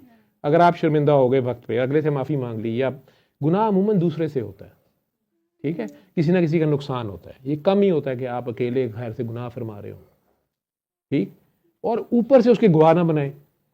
और यहाँ पे ये है इस्लाम, हया, कि अल्लाह की हया। वो बीबी जुलेखा जो है वहां उस बंद कमरे में भी पत्थर के बुत के ऊपर भी कपड़ा डाल रही है, और यूसुफ अलैहिस्सलाम कह रहे हैं तेरा रब जो है ये तो पत्थर का, ये देखता नहीं तो क्यों डाल रही है, इसको क्यों छुपा रही है, इसकी आंखों पे क्यों पर्दा डाल रही है। वो आगे से यह कह रही है कि हाँ ये मेरा पत्थर का रब है, मुझे पता है कि नहीं देखता, लेकिन मुझे इससे हया आ रही है। इतनी सी हया उसको पत्थर के रब से है। और हम लोग इस जीते जागते रब को, जिसे हम कहते हैं समी व अलीम है, हाजिर है, नाजिर है, उसके सामने दंदनाते फिर रहे हो, ये कौन सा ईमान है? क्या इसमें हया है? ये फाशी है। ये हया से, बेहयाई से अगला स्टेप है फाशी। आप जुल्म करके उसके ऊपर मसलिंग कर रहे हैं, या उस पर आप शर्मिंदा ही नहीं है तो तौबा भी नहीं हुई, अगले की आह ले ली आपने, तो वो अगली जनरेशन में डोमिनेट करेगा। आपके साथ जो होगा होगा, उसकी नस्ल उड़ी है, आपकी उड़नी है, और उड़नी भी इस किस्म की है कि आपके सामने जलील हो रही होगी, आप उसे कर भी कुछ नहीं कर सकते, क्योंकि डाटा आपने नहीं दिया पूरा उसको। पूरी साइंस मिलकर उसका डाटा पूरा नहीं कर सकती, ठीक। तो कबीरा होंगे तो, और फाशी से किए होंगे तो डोमिनेट कर जाएगी। जरा साइंस तो उसी तरह पढ़ा दिया तुमने, क्लास ना बोल दें। और अगर सगीरा होंगे तो माफ कर दिए जाएंगे, अगर शर्मिंदा हो तो, ठीक है। तो रिसेसिव हो जाएंगे, छुपे रहेंगे, लेकिन दोबारा गलती करेंगे। देखें, एक ने किए ही नहीं, सगीरा भी नहीं किए उसका, और जिसने सगीरा किए हैं लेकिन चले शर्मिंदा होकर तौबा कर, ये दोनों बराबर तो नहीं होंगे ना। लेकिन अगर बाय चॉइस मुसलमान हो जाए, नॉट बाय चांस, पक्की तौबा कर लें तो सब डेटा डिलीट भी हो सकता है, पाकी मिल भी सकती है, नए सिरे से शुरू भी हो सकती है। उसके लिए किसी इंजन को मारना पड़ेगा, किसी के पीछे लगना पड़ेगा। अमूमन आपके घर काकी ऐसी आ जाएगी, काकी, जो आपकी नस्ल संवार देगी, जो जा रही थी। कुर्बानी का बकरा आ जाएगा। सरकारी वालों ने रो रो के दुआएं मांगी हुई ना, मेरी उम्मत को कुछ ना हो। कुर्बानी तो देनी पड़ती है, उनके घर से यूजली होती है। तो कोई अच्छी रूह आपके घर आ जाएगी। अब आप लोग उसके साथ क्या सलूक करते हैं, अब ये आपका टेस्ट चल रहा है उस बहू के साथ। इसलिए सैयद बच्चियों को यूजली बाहर नहीं ब्याया जाता, ठीक है। एम ही नहीं था। मक्के वालों ने मक्का फतह होने के बाद इस्लाम भी कबूल कर लिया, सरकार से दोस्ती, सारा कुछ, माफियां भी हो गई।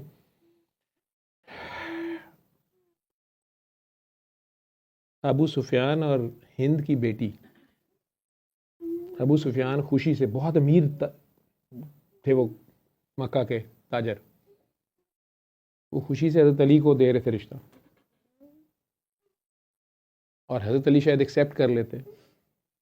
नबी करीम सल्लल्लाहु अलैहि वसल्लम को बीवी पाक फातिमा ने बता दिया। सरकार, एग्जैक्ट वाक़या आप लोग पढ़ लीजिएगा। ये जो वाक़या है ये, इसमें सरकार ने कह दिया, उन्होंने कहा कि फातिमा मेरे जिगर का टुकड़ा है, और जिसने फातिमा को तकलीफ़ दी उसने मुझे तकलीफ़ दी। हज़रत अली बाज आ गए। लेकिन वो क्यों अपनी बेटी देना चाह रहे थे, हज़रत अली को क्यों देना चाह रहे थे? और ये भी शायद लफ्ज़ कोट है, मुझे नहीं पता ये हदीस कितनी अथेंटिक है, लेकिन मेरा ख्याल है ये अथेंटिक हदीस है कि मेरी बेटी और मेरे दुश्मन की बेटी एक घर में कैसे रह सकती है। हालांकि माफ़ कर चुके हैं, मौला अली ने नहीं की शादी, लेकिन वो क्यों देना चाह रहे थे? और उसके बाद वो सादात की बच्चियों से लेना चाह रहे थे रिश्ते। ये वो बातें डिस्कस नहीं होती, करने की फ़ायदा नहीं है। लेकिन आज भी तो सादात की बच्ची की बाहर शादी मजबूरी में की जाती है, मैंने ये देखा है। अगर ना हो उनका रिश्ता, वो करते हैं, लेकिन अगर ना हो रिश्ता उसके बराबर, तो फिर वो किसी ऐसे घर में करते हैं जो सादात की कम से कम तकरीम जानता है, उस रेफरेंस को जानता है। लेकिन अमूमन जब नहीं किया जाता तो आगे बच्चे अब नॉर्मल पैदा होते हैं। ये मेरी ऑब्जर्वेशन है, फतवा नहीं है, ये मेरी ऑब्जर्वेशन है, मैंने देखा है। ठुड्डा मार दिया। इसलिए मैं कहता हूँ नाम भी ध्यान से पुकारा करें। कुछ नाम स्पेशल हैं अल्लाह ने, जैसे अल्लाह की तरफ से हैं। ये हज़रत याह्या का नाम अल्लाह कह रहा है कुरान में, वो किसी का नाम नहीं था, मैंने रखा। सरकार का नाम उसने रखा। मौला हसन हुसैन का नाम, सीधा बेटी का नाम फातिमा रख दिया, और साथ ही उसको गालियाँ देना शुरू कर दें जब गुस्सा चढ़ गया आपको, उसका नाम ले लेके। नहीं, आप दुआ फातिमा कर लें, गुले फातिमा, नूरे फातिमा, नूर को आप कर लें कुछ। लेकिन ये सारे नामों का ध्यान रखें आप क्या कर रहे हैं। शान अली कर लें तो आप शान, एहसान अली कर लें, एहसान बुला लें। तो बी केयरफुल। कुछ नाम ऐसे हैं उसमें आपको ध्यान से बोलना होता है। जैसे सदात बच्ची को ले आए, गुस्सा हुआ, लड़ाई हुई, वो तेरे वड्डे भी तेरे पिछले भी हैं जिसान। इधर पंजाबी में तो बड़ा आसान है। अब उसे पता है कि ये अगर वो सैयद बच्ची है तो ये किधर पीछे किधर जा रही है बात। You have to be very careful. मुश्किल सा काम है ना, क्योंकि खामन की वैसे डोमिनेंस है, खामन कोई दर्जा अल्लाह ने फजीलत रखी है ऊपर, वो बीवी के नीचे। हमारे कल्चर में तो वैसे ही बड़ा मुश्किल है उसके लिए। इस रेफरेंस की भी इज्जत करें। जिस तरह यतीम बच्ची जो है उसके बारे में नहीं कहा गया कि उसके ऊपर आप सौतन ना लाएं, उससे इंसाफ करने की कोशिश करें आपको। या कोई ऐसी बच्ची है जो बिल्कुल आप समझें कि अल्लाह मियाँ ने उसको काका दिया इसलिए इस तरह का ना, किड्डी डाडी काकी है। बड़ी खामोशी से उसने खुदा से कोई गिला नहीं किया। पली किसी के घर है, पली किसी के घर है, पोसी किसी ने है, पली पोसी, शिकवा उसके पास नहीं है। लेकिन उसकी दोस्ती किसके साथ है, बातें किनके साथ करती थी, ये नहीं ना उसने बताया। तो जिनके साथ ये डायरेक्ट थी, एक होते हैं उनके माँ बाप नहीं है, यतीम है वो, उनके तो आका और मौला सरकार हैं, फाइलें उनके पास पड़ी हैं, फट उधर जाके शिकायत लगा दी। एक वो हैं जिनके जिंदा भी हैं, जिंदा को सब्र करना बहुत मुश्किल होता है, ठीक है। जिस तरह वो पिछली बार आप बच्ची की बात कर रहे थे, वो किसी ने आके दुआ कराई थी बाहर से कि मुझे, मेरी कोई हमसाई है, उन्होंने कहा कि उनका बच्चा गुमा हुआ है, पुरानी फ्रेंड की, अब्दुल्ला, तो 6 साल से वो माँ इंतज़ार कर रही है। ये दर्द बहुत पेनफुल है। उसके सामने मर जाता, उसको इतला आ जाती, उसको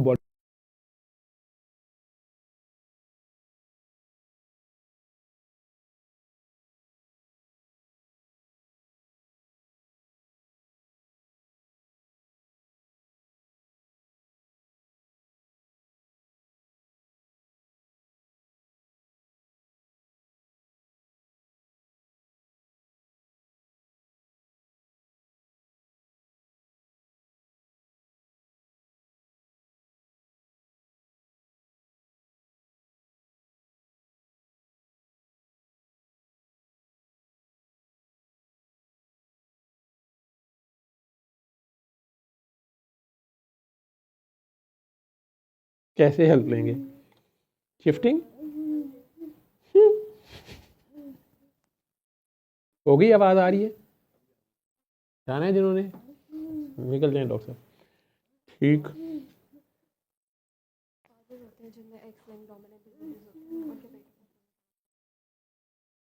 वो भी हो जाएगा, सारा कुछ हो जाएगा ना।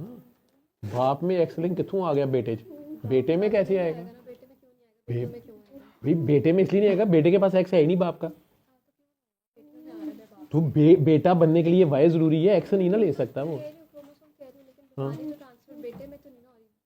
बेटी में आ रही है ना। बेटी का कोई रोल है ना, बेटी का कोई काकी कमाना कोई आसान है, पैरां जन्नत लेनी आसान है। रोल भी देखो, ਸਾਨੂੰ ਉੱਥੇ ਵੀ ਮਰਵਾਓ ਤੇ ਜੰਨਤ ਵੀ ਤੁਸੀਂ ਲੈ ਜਾਓ, ਤੁਹਾਡੀ ਜੁੱਤੀ ਦਾ ਨਾਂ ਜन्नत है, तो ਅਸੀਂ ਧੱਕੇ खाने। नहीं, बेटी की जनरेशन से उसके बेटे को जा सकती है ना, बेटी की बेटे को, उसके बेटे को दुनिया में से डबल हिस्सा मिलेगा ना, लेकिन रूहानियत में नहीं मिल रहा उसको। रूहानियत काकी के पास है ज़्यादा, उसकी रूहानियत इसलिए नहीं मिल रही, काकी स्ट्रांग है, वो जन्नत अपने पैरों में लेके बैठी हुई है, सारा डाटा काकी के पास है, काकी ने ट्रांसफर करना। इसलिए तो कह रहा हूँ काकियाँ ताड़ो, काकियाँ ताड़ो, काकियाँ की ट्रेनिंग करो। काकी कायदे आज़म, अब मुझे अच्छी माएँ दो, मुझे अच्छी माएँ दो, मैं अच्छी कौम दे दूँ। काका कहे कि मुझे बीमारी दे दें, रूहानियत दे दें, ऐसे कोई काका एडा पागल नहीं है। सबसे बड़ी दुनिया में जो नेमत है ना, वो सेहत ही की हो। अल्लाह से सेहत मांगा करो, तंदुरुस्ती मांगा करो, ठीक है ना। काकियां नूं मरवाओ तुसी, डॉक्टर साहब तुसी अजे विआह ना करियो, ਤੁਹਾਡੀ ਮਿਹਰਬਾਨੀ, ठीक है। आप ऐसे भी नहीं, इन्हें बंदा भड़का देना पहले दिन, ऐसे ही इन्ने गुस्से ने, एंटी कोका सिंड्रोम। इन्हें ड्राइव गाड़ी इसने तो नहीं चलानी, हाँ गड्डी ना चलाया किसी काके थले दे जे। काकों का चक्कर नहीं है भाई, वो पीछे से वो सिस्टम एक चलाना है ना। काके को कोई और फड्डे मिले हुए हैं, काके को भी और छितर पड़ते हैं। हाँ, बाप ने नहीं डोमिनेट किया ना, बाप में डोमिनेंट है ना, वो बाप में नहीं, बाप के एक्स पे आया ना, वाई पे तो आया ही नहीं, बाप के एक्स पे आया। एक्स किधर से आया उसका? बाप की माँ है वो है ना, वीडियो दिखा रही। हाँ जी, किधर से आया बाप में? नहीं नहीं, हाँ शाबाश, सब नीचे कर दिया आपने, ठीक है। ये ले जा, दादी का कसूर है तो हाँ, तो फिर दादी काकी है ना, पादे होने भी दादे थे। मुंह मीठा करो। नहीं नहीं, आपने पूरा खाना है, ये पूरा 46 क्रोमोसोम्स है, पूरा मुंह में रख। मैं ऐसे खाता होता था पूरा, चोरी जब भी खाता था मैं पूरा मुंह में ले जाता हूँ। वो आहिस्ता आहिस्ता साइड पे करके, वो फड़ो नहीं मौत पैंदी ਤੁਹਾਨੂੰ। चलो हाँ, कौन ख्वाब बता रही थी? आप ख्वाब बता रही थी?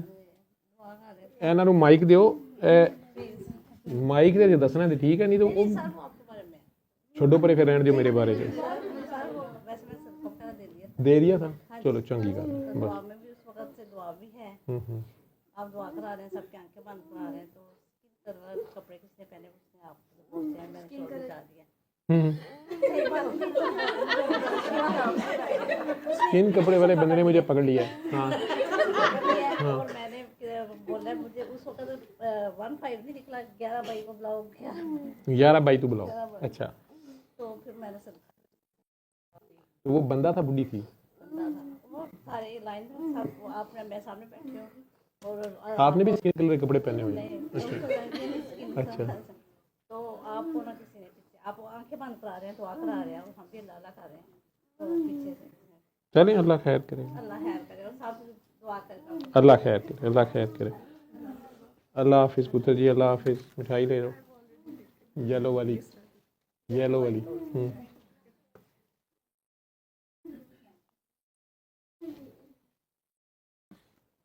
एक बर्फी रहे।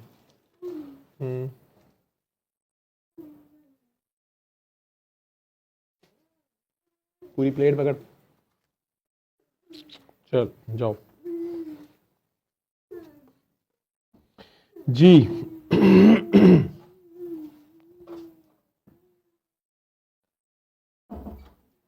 कहाँ तक मैंने सुनाया था, आप लोग उसे पूरा ही नहीं करने देते तारिक साहब का जवाब। If disease allele on X is present in males they will show disease because there is no second X in males to dominate ना, तो एक्स कर जाएगा, उसका एक ही एक्स है उसके पास। why there is skipping when a female carrier who has only one X will with disease and other normal is a carrier basically, so marry a normal male, all their kids will be normal except chances of 50% boys who may carry X from their mother। ठीक है, और चूंकि वो एक ही X है तो उसमें वो रिसेसिव भी डिजीज मैनिफेस्ट कर देगी।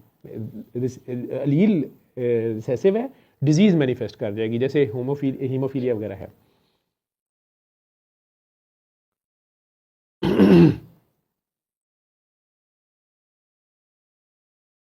This way there are chances of skipping a generation which is not the case in case of X-linked dominant। लेकिन जहां dominant mutations है उसमें नहीं।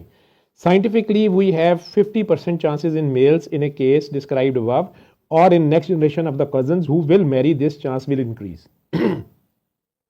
Hence after skipping, तौबा ही नहीं की ना उस जनरेशन ने, अगली ने भी नहीं की, और वही गलती कर रहे हैं। ठीक है, नफरत है बीमारी की जड़। ये मैं आज आप लोगों को दोबारा बता रहा हूँ कि वो नफरत से ये डाटा उड़ रहा होता है। वो आपस में एक दूसरे को, दोनों रिश्तेदार हैं ना सारे, तो एक दूसरे को माइनस करी जा रहे हैं।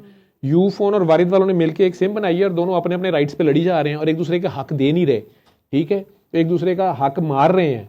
ठीक, वो यूँ समझ लें कि उसके ख्याल के साथ उसका डाटा भी जुड़ा हुआ है और वो इफेक्ट आ रहा है उसके थॉट प्रोसेस का, उसकी प्रोटीन्स इफेक्ट हो रही हैं, यूँ समझ लें। Hence after skipping a generation disease will occur in the next generation। I can't answer and judge, it's Allah giving chance। वो कहते ये मैं नहीं कहता कि अल्लाह चांस दे रहा है कि नहीं, only Allah is the one who decides what kind of babies will be born to our families, but I will never judge and speak on behalf of Allah। ठीक है, नेचुरल सिलेक्शन इसे कहते हैं। Natural selection हो रही है बीच में, अल्लाह वल्लों ही वो नहीं भी हुई आई है और आ भी सकती है, 50% चांसेस हैं। ठीक है, तो अगर तो वो वाली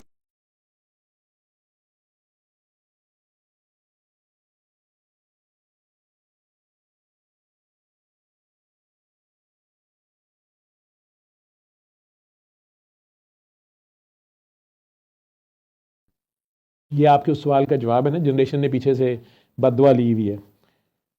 you and I are no one to pass such a judgment. हम कोई नहीं होते कि हम अल्लाह की तरफ से डिसाइड करें या कुछ कहें कि जी अल्लाह इसलिए। We should be careful in our own life. ये एक scientist, PhD, post doc, HOD, bio chair का हेड लम्स का, ये नहीं कि मेरा भाई, और बाहर का सारा ट्रेन और उसके पेपर बाहर ही छपे हुए हैं, सारे के सारे इंटरनेशनल पब्लिकेशन हैं उसकी और बड़े चीज़ें हैं, ये वो कह रहा है सच अ जजमेंट, और ये इंटरनेशनल लेवल पे वो इस पर डिबेट करता है और they respect his opinion very carefully, वो इस डिबेट में हिस्सा लेते हैं उसके साथ। लेकिन वो एक दूसरे के ओपिनियन को, जो एक रियल साइंटिफिक एटमॉस्फियर होता है कि एवोल्यूशनिस्ट एक तरफ हैं, क्रिएशनिस्ट एक तरफ हैं, लेकिन अगर वो कोई पॉलिटिकल नहीं है गेम में, उसमें पॉलिटिशियंस इसमें और इस्टेब्लिशमेंट्स डालती हैं हिस्सा इसमें, बड़ी बड़ी कोई दवाइयाँ और कोई चीज़ें करने के लिए, और जेंडर सिलेक्शन और ये वो सारी, वो बहुत पैसा पीछे होता है और मकासद होते हैं। लेकिन अदरवाइज जो साइंटिस्ट होते हैं वो आपस में डिस्कशन कर रहे होते हैं, तो वो ठीक है, सुनते हैं दोनों आपस की बात और देखते हैं। जहाँ आंसर नहीं होता वो कहते हैं कि let's wait, science is yet silent on it. ठीक है, you and I are no one to pass such judgment. We should be careful in our own life behaviour and always be afraid of him. ख्याल करो, ठीक है, एडे ठेकेदार नोदे बनो। तारिक साहब सादे लफ्जों में ये कह रहे हैं, और ये अपनियां मर्जियां ने, वो कहता है ऐ ना होवे मते रोड छड़ू दूध कड़िया, कड़ा हुआ दूध, तैयार दूध, बहुत आपकी बातें, शैतान बहुत नेक, कोई गुनाह नहीं किया हुआ, फुड़क गया। ठीक, और आदम अलैहिस्सलाम ने कोई डीड की नहीं हुई, उसने उसे सीट पे बिठा दिया। ये उसकी मर्जी है, आप कौन होते हैं जज करने वाले? वो अशरफुल मखलूकात कह रहा है, अभी उन्होंने किया ही कुछ नहीं। मता रोड शुरू दूध कुड़िया, मियाँ मोहम्मद बख्श का कलाम किसी को याद है ये शेर? पढ़े दा तू मान ना करी, इस तरह करके था, पढ़ने वाला तू मान ना करी, पढ़ने दा तू मान ना करी, आगे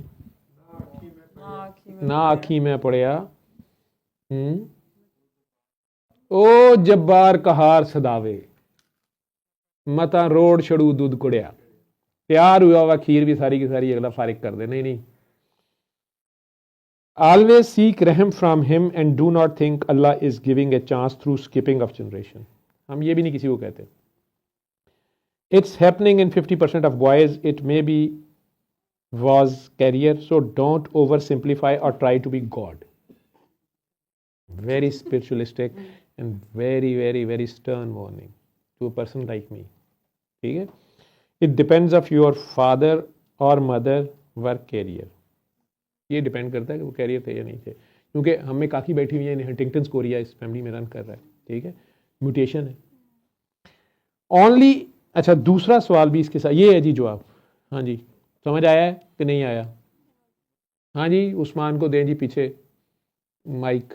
उस्मान को सवाल आ गया या जवाब आ गया जी? अच्छा, शकील है नहीं, उस्मान था, उस्मान को दें जी. आवाज़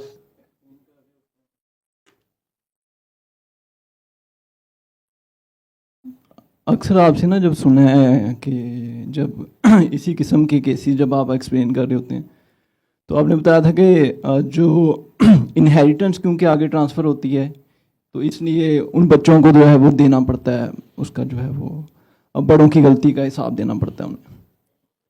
तो इस केस में ये जो अभी इनहेरिटेंस का केस हुआ है तो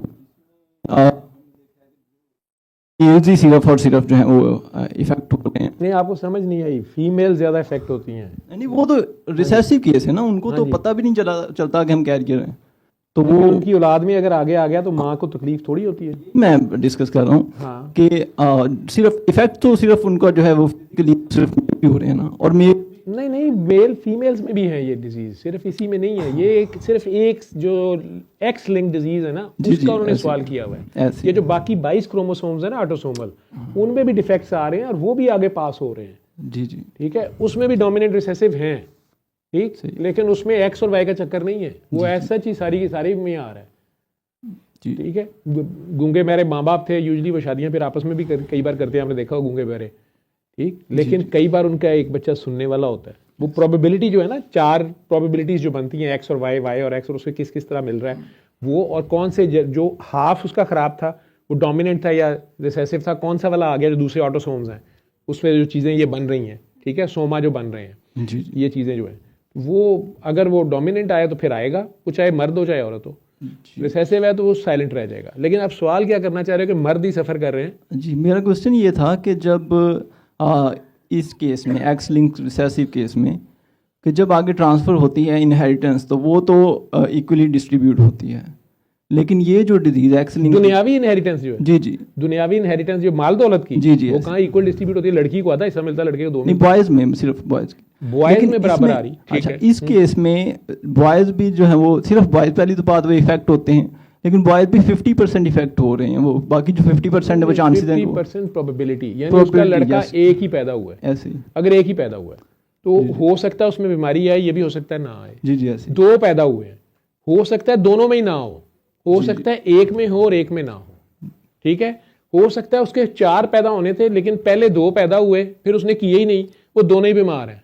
जी, ठीक है, तो चांसेस 50-50% है जी कि उसमें हेल्दी डिजीज आ गई तो सारे बच्चों में ही हेल्दी आ गई तो बचत हो गई.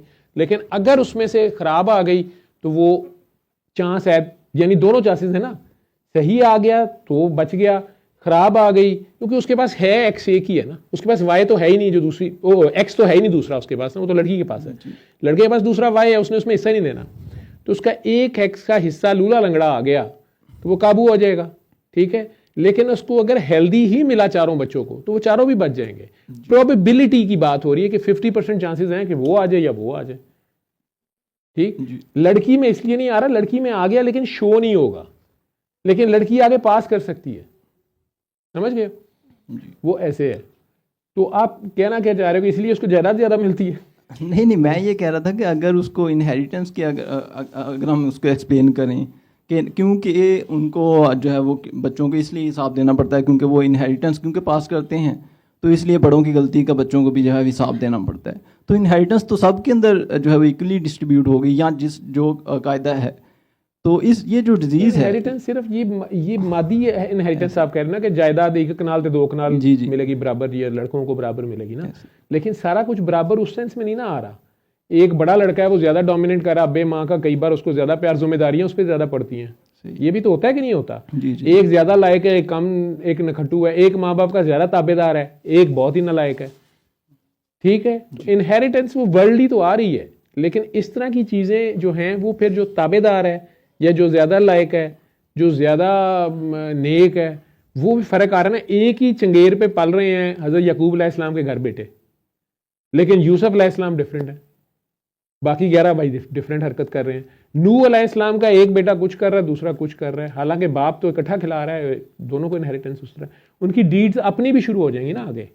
ये तो बाद में होगा ना, जब बच्चा पैदा हो गया, बड़ा होगा, फिर वो करेगा। लेकिन बाय बर्थ जो डिजीजेज हैं तो वो एक बच्चे में एक बच्चे में आ रही है, दूसरे में नहीं आ रही है। हाँ जी। ये उसकी तरफ से फैसला हो रहा है ना, जो भी है, जी। ठीक है। एक ज्यादा बोझ उठाएगा, ये वही बात आ गई कि मैं ही हदायत दे रहा हूं और जलालत दे रहा हूं, ठीक है।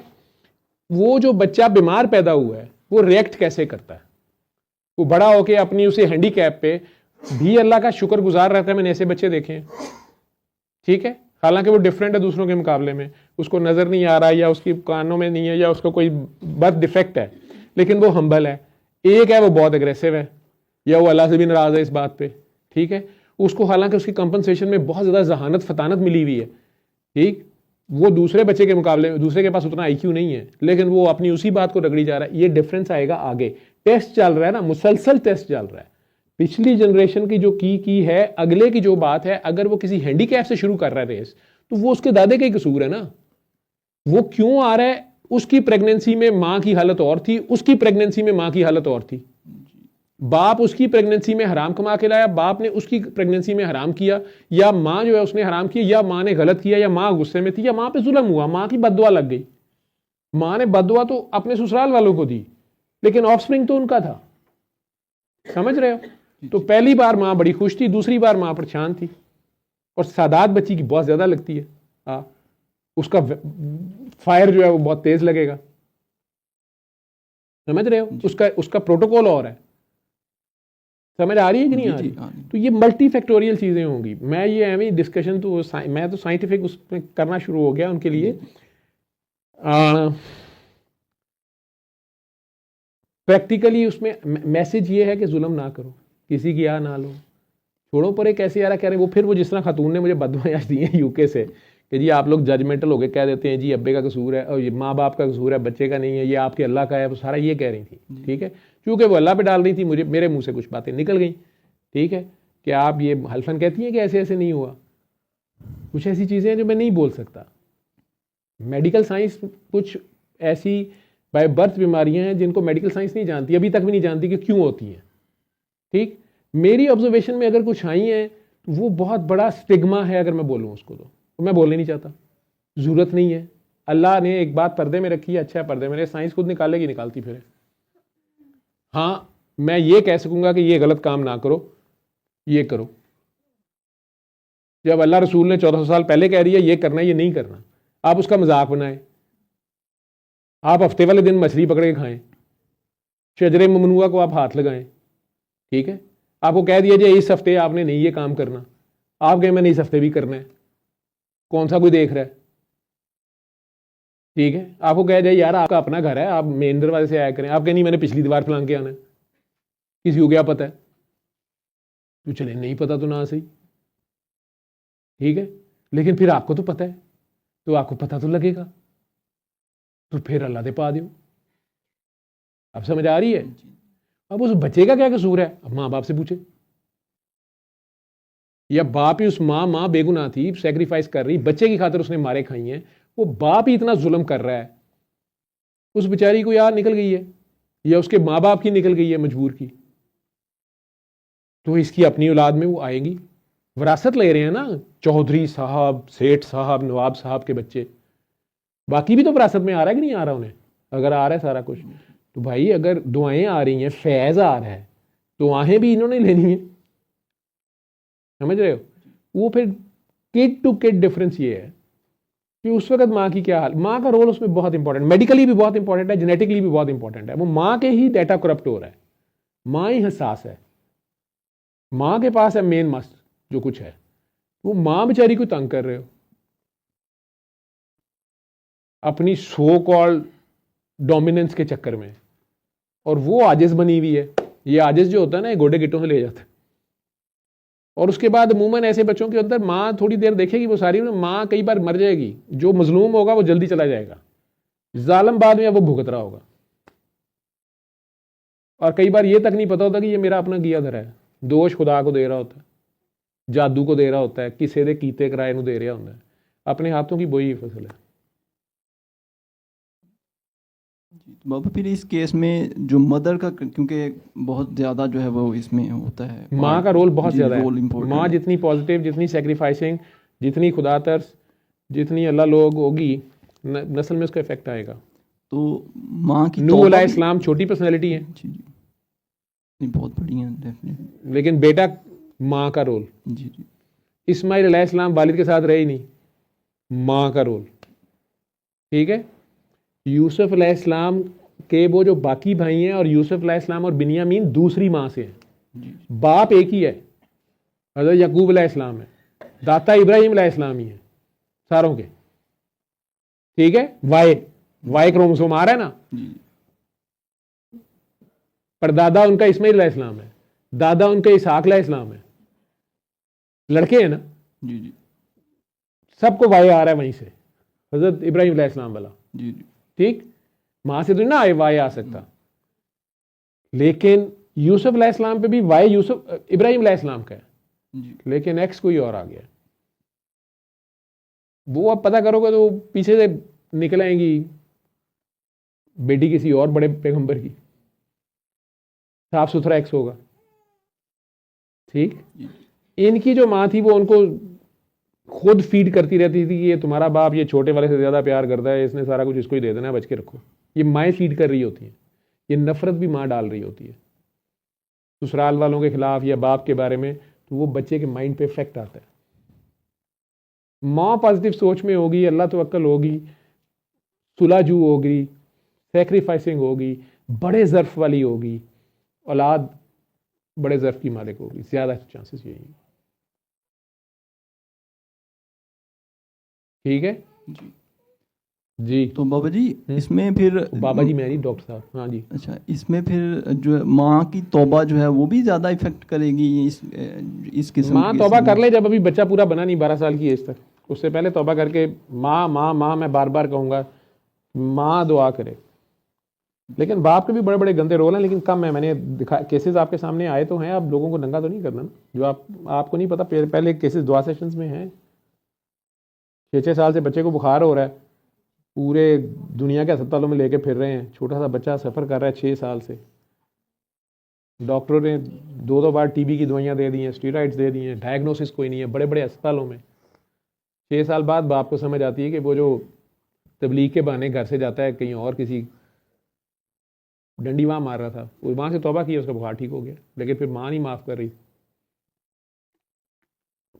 जब उसे पता चला कि मेरा बच्चा जो है इसकी वजह से सफ़र कर रहा है, फिर वो है, लेकिन कम है रोल उसका। वो हराम कमा के लाएगा, हराम आहे लेगा, वो इफेक्ट आएगा जी।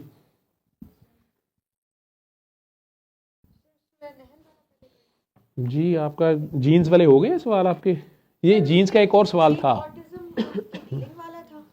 नहीं नहीं नहीं नहीं, एक सवाल उनका और था, टेस्ट वाला था कि फिर तवक्कल का क्या रोल है अगर टेस्ट। हाँ जी हाँ जी हाँ जी हाँ जी हाँ जी, आ गया ना याद आपको? क्योंकि डॉक्टर तारिक से मैंने 2 क्वेश्चंस के आंसर पूछे हुए थे, और मुझे उनका ये जवाब बड़ा मज़ेदार लगा, जो उन्होंने थोड़ी सी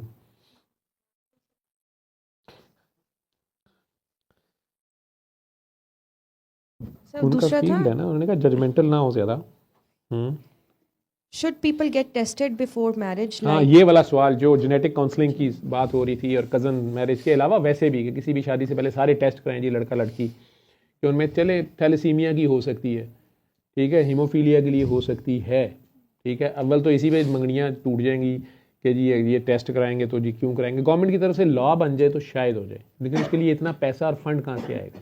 और फिर अगर आपके एक नया करप्शन का दरवाज़ा खुल गया कि डाटा नादरा जाके डाटा चेंज करा लो, ਲੈਬਾਰਟਰੀ ਵਾਲੇ ਨੂੰ ਪੈਸੇ ਦੇ ਕੇ ਚੇਂਜ ਕਰਾ ਲਓ, ਐਂ ਤੇ ਕੁੜੀਆਂ ਦੇ ਵਿਆਹ ਹੀ ਨਹੀਂ ਹੋਣਗੇ, फिर आप अपने कंट्रोल में ले रहे हैं ना ये चीज़, ठीक है। अगर आप अल्लाह तवक्कल, आप जब किसी लड़के या लड़की से शादी शुरू में करते हैं तो आप दोनों, इस्लामी का या तो ये है कि आप दोनों अपने आप को पीछे जो भी है लेकिन समझते हैं कि आज से जब हम रिश्ता इज़्वाज में मुंसलिक हो गए हैं या हमारी मंगनी हो गई है, अब हम इसके बाद हमें एक दूसरे के लिए ही रहना चाहिए। चले पीछे कोई गलती हो भी गई है, अब तो मर्द औरत को पता चले तो वो माफ़ करने पे तैयार नहीं होते, लेकिन अगर है कोई पास्ट चले ठीक है, लेकिन नहीं है तो चुप कर जाएं अगर है कोई। लेकिन एस्यूम तो यही किया जाता है ना कि दोनों ही जी कवारे हैं, चलें ऐसे कर लें, लेकिन हो सकता है दोनों से गलती हुई भी हो, दोनों उस पर शर्मिंदा है, अल्लाह पर्दे रखने वाला, किसी को भी पता ना चले। अनटिल अनलेस कि अपने मुंह से चौड़े हो कि 25 साल के रिश्ते के बाद अचानक बताना शुरू करें मियाँ साहब, वैसे मैं ना, उसके ऊपर क्या गुजरेगी, अचानक उसके मुंह का जायका ख़राब हो जाएगा। तो अल्लाह ने कहा कि तेरा जब सिर्फ गवाह मैं था तो उस वक्त तक बात कोई नहीं थी, ये क्या किया तूने, ठीक है। और स्लिप तो उसलिए उसको अगर गलती हो भी जाए तो कहा गया कि उसके ऊपर अकड़ो नहीं और ना उसको फैलाओ ना उसको बताओ, उसको छुपाओ, फहाशी से मना किया जा रहा है। अभी हया कर लो कि या अल्लाह मेरे से हो गई गलती, उस चीज़ का जिक्र ही ना करें आप, ठीक है। लेकिन आपका सवाल ये था कि should people get tested before marriage like genome और exome sequencing for an appropriate match और to rule out possible diseases, then where is the factor of तवक्कल। ये तो आपने साइंस में साथ मज़हब डाल दिया ना, मज़हब तो कह रहा है तवक्कल, लेकिन मज़हब ये भी नहीं कह रहा। अब एक फैमिली में आपको पता चलता है ये मसला है, या वो फैमिली खुद चाहती है, वो कहती है कि नहीं जी हमारे पहले एक बच्चा था उसको थैलेसीमिया था, हम खुद भी चाहते हैं, हम बाहर शादियाँ कर रहे हैं, अब हम अपनी जेनेटिक टेस्ट ही कर रहे हैं, आप भी कर लें, दोनों में ना हो और डोमिनेट ना कर जाए या कोई और बीमारी ना हो जाए। पढ़े लिखे लोग हैं वो ये करना भी चाहते हैं, अल्लाह ने मना नहीं किया, अगर कोई टेस्ट है कोई सेफ चल सकते हैं, ठीक है। या कज़न मैरिज ही करनी है लेकिन हम अब ये टेस्ट करना चाहते हैं कहीं हमारे बच्चों में ऐसे ना हो, पहले इतनों में है, अगर वो टेस्ट करवा सकते हैं, अफोर्ड कर सकते हैं, वो कर लें। गवर्नमेंट लेवल पे सारों का अगर मैंडेटरी किया जाएगा, एक तो गवर्नमेंट के पास बहुत पैसा होना चाहिए, दूसरा फिर उसमें बाद में करप्शन ना हो, उसमें बाद में फिर डाटा चेंज करा रहे हैं नादरा में, ऐसे थोड़े सामने की कुछ हो जाता है, एक नया रेट बढ़ जाएगा शादी से पहले, फलानी लैब वालों से कराना वो जाली भी दे देते हैं, फलाने वाले इतने देते हैं, फलाने इतने देते हैं, टेस्ट के बगैर भी दे देते हैं, समझ रहे हो। तो इसका जवाब मेरा तो ये था, डॉक्टर साहब का ये है, only in case of non congenital disorders, वही जिसमें पहले से पता है, like thalassaemia, haemophilia, deafness and other non disorder, it will help or it may help. कभी आगे ना पास ऑन कज़न मैरिज है, ये बाहर भी करनी है, उनकी भी चेक कर लें, वो भी कर लें अगर वो करना ही चाहते हैं। If there are such disorders existing in a family through generation, yes, sequencing or genetic testing will help. However, for every couple getting married, it's not possible and not advised in my opinion. उन्होंने कहा ये मेरी तरफ से है, ठीक है। What had to come out way will come despite sequencing. उसने कहा उसके बावजूद अगर आपके अंदर ये होनी है ना, आपको नहीं था, दोनों को नहीं है, मियाँ बीवी को, लेकिन शादी के बाद आपस में लड़ पड़े हैं, शादी के बाद एक दूसरे को जलील कर दिया है, खातून की प्रेगनेंसी के दौरान म्यूटेशन हो गई है, फिर क्या कर लोगे। इफेक्टेड बच्चे वो कहते नहीं, कई बार पेरेंट्स आते हैं वो हमें कहते हैं कि नहीं हमारे ना इसकी साइड पे ना हमारी साइड पे किसी को पहले है ही नहीं है। डॉक्टर्स फिर भी कई बार जेनेटिक टेस्टिंग करते हैं, पीछे टेस्टिंग करते हैं, दादा दादी नाना ने उसके बहन भाइयों करते हैं, अब जो अफोर्डिंग क्लासेस हैं, नहीं निकलती डिजीज, लेकिन उन दोनों में हो गई है म्यूटेशन, तो पहली बार किसी में तो होनी है, तो कहीं आपसे वो गलती हो गई है, आपने किसी की आह ले ली है, आपस में एक दूसरे की आह ले ली है, आपस में एक दूसरे को जलील कर दिया है, आपस में एक दूसरे का हक मार दिया है और ऊपर से सीना जोरी की है, तो मैनिफेस्ट कर गई, समझ रहे हो। और इल्ज़ाम जवेद साहब ਨੂੰ देता ਤੇ बाबा जी ਨੂੰ कि लो जी साढ़े ते पा रहे ने, माँ प्यो का कसूर होता है, जजमेंटल हो रहे हैं, हमारी दर्द को कोई क्या जाने। जी जी फिजिक्स वालों की तरफ से ये सवाल है जी। सर अगर मियाँ बीवी में कोई लड़ाई वगैरह होती है, ऊंची बोलिए जी, लेकिन उनके पहले 2-3 बच्चे जो है वो सेफ रहते हैं, हाँ जी, बाद में उनकी सुलह भी हो जाती है, वो ठीक भी हो जाते हैं, तो ऐसा कोई पॉसिबिलिटी है कि कोई बाद वाला बच्चा बीमार पैदा हो। भी हो सकता है ना कि वो किस लेवल पे दुखी है। अगर वो उस वक्त प्रेग्नेंट है, वो माफ़ भी कर चुकी है, दुआ भी नहीं कर वो चुकी माँ के पेट में 9 महीने जब नहीं है, उस टाइम नहीं उस टाइम नहीं, उससे यानी बिल्कुल जब स्टार्ट प्रेगनेंसी नहीं थी, वैसे लड़े, फिर सुलह हो गई। स्टार्ट वाली जब प्रेगनेंसी थी ना तब है थी लड़ाई वगैरह जो भी है, लेकिन वो बच्चे सेफ हैं, वो सही पैदा हुए। ठीक है, अब जब सुलह वगैरह हो गई है तब लास्ट में लेट्स सपोज फोर्थ आखिरी बच्चा बीमार पैदा हो फोर्थ गया, बच्चा है तो वो बीमार नहीं वो उसने सुलह जिसने की है ना, या खामन साहब ने या बीवी साहब ने, वो सामने सुलह हो गई है, या तो अंदर से नहीं माफ कर रहा या दूसरी पार्टी ने फिर वो डंडी मारी है। कोई बेईमानी की है, कोई इमानत में खयानत की एक दूसरे की। जिथे प्यो ਧੀਆਂ नहीं छड्डदे पे, भरा भैणां नहीं छड्डदे पे, वाइफ स्वैपिंग हो रही ने, उत्थे अल्लाह ने कुछ नहीं अजे कहता पिया, तुसीं आप एक दूसरे नाल बड़ा कुछ करते पे हो ना। कुछ भी हो सकता है ना, मैं पॉसिबिलिटीज है ना, मैं ये तो मेरी है एक फजूल, मैं कब कह रहा हूँ ऐसे होता है यार, साइंस तो कह रही वैसे ही कोई जरासीम होते हैं, कोई डॉक्टर गलत दवाइयाँ देते हैं, ठीक है, कोई गंदी खुराक खा ली, किसी का कीता कराया, सस ने जादू कराता कि मेरी नस्ल उजड़ जाए, भैन ने फूफी ने भरा दे बच्चों से जादू कराता अगर कि हस्बैंड बीमार वाइफ पैदा हो। ठीक है आपस में, लेकिन ससुराल वालों से या उधर से नफरत कोई कहीं से tension- भी आई है, कहीं से भी होगी। हाँ जी, तो वो ससुराल वालों की जो फूफी की, चाचे की, ताए की, ब्लड तो सारों के सेम है। फिर भी हो सकता है। प्यार से क्यों नहीं रह सकते? वो यार पीछे दादा दादी नहीं सेम है। मैं रीजन पूछ रही हूँ कि फिर भी हाँ। हो सकती है ना। नफरत बीमारी की जड़ है। नफरत, लालच, हसद, कीना, बोगस, जुल्म, तासुब, तकब्बुर, नेगेटिविटी। आपने नेगेटिविटी की तो पॉजिटिव उड़ गई ना, वहां से रोशनी उड़ गई, अंधेरा आ गया, कहीं से भी उड़ी।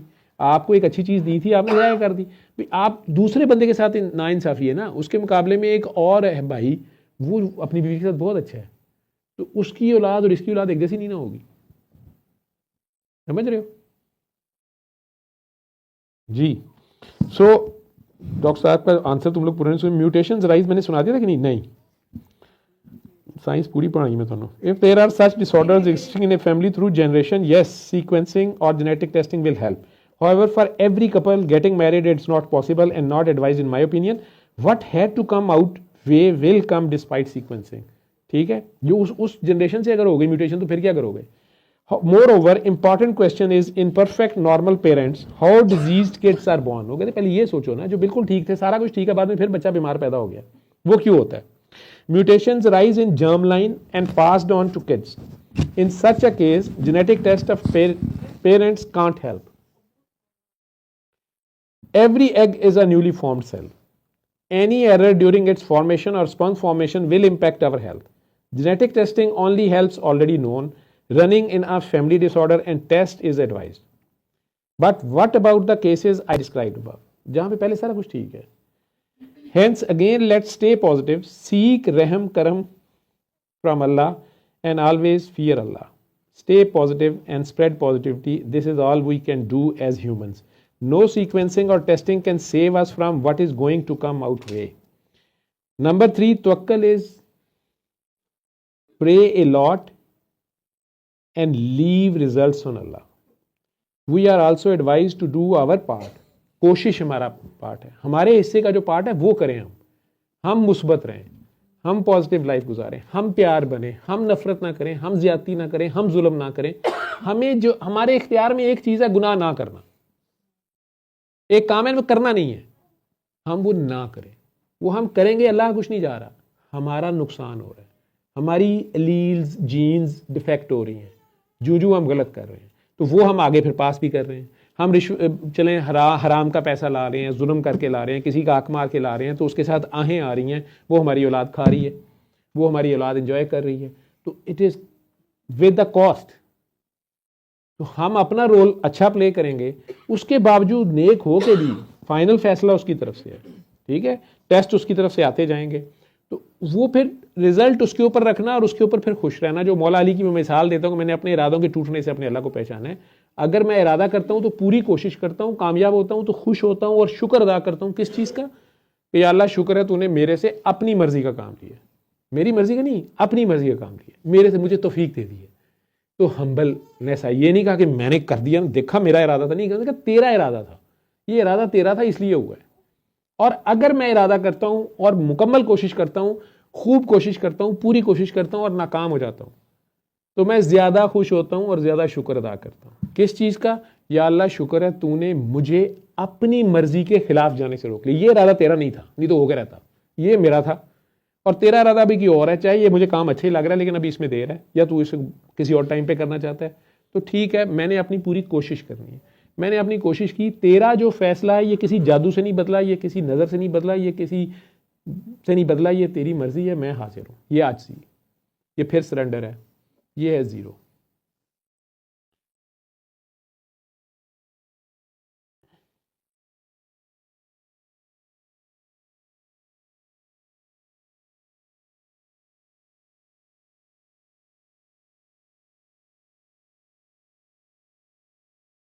ये वो जो वीडियो का केस था ना, वो खातून कह रही थी जी कि हमारे ख्याल में इतने बिलियंस में चेंज आ जाती है। मतलब तुसी हूँ मान लो कि एवोल्यूशन हो रही है, 6 बिलियन बाद साल आगे देख लियो कि देखो ही है ना, ठीक है, बांदर जड़ा सी वो चीता बन गया, ठीक है।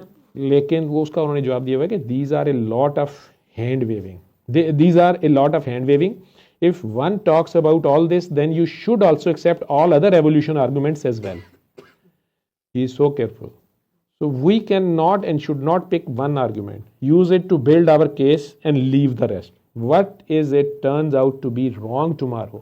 If it turns out to be wrong tomorrow, our own case will be destroyed. ठीक है? So be careful. हाँ जी, नेक्स्ट क्या सवाल था जी?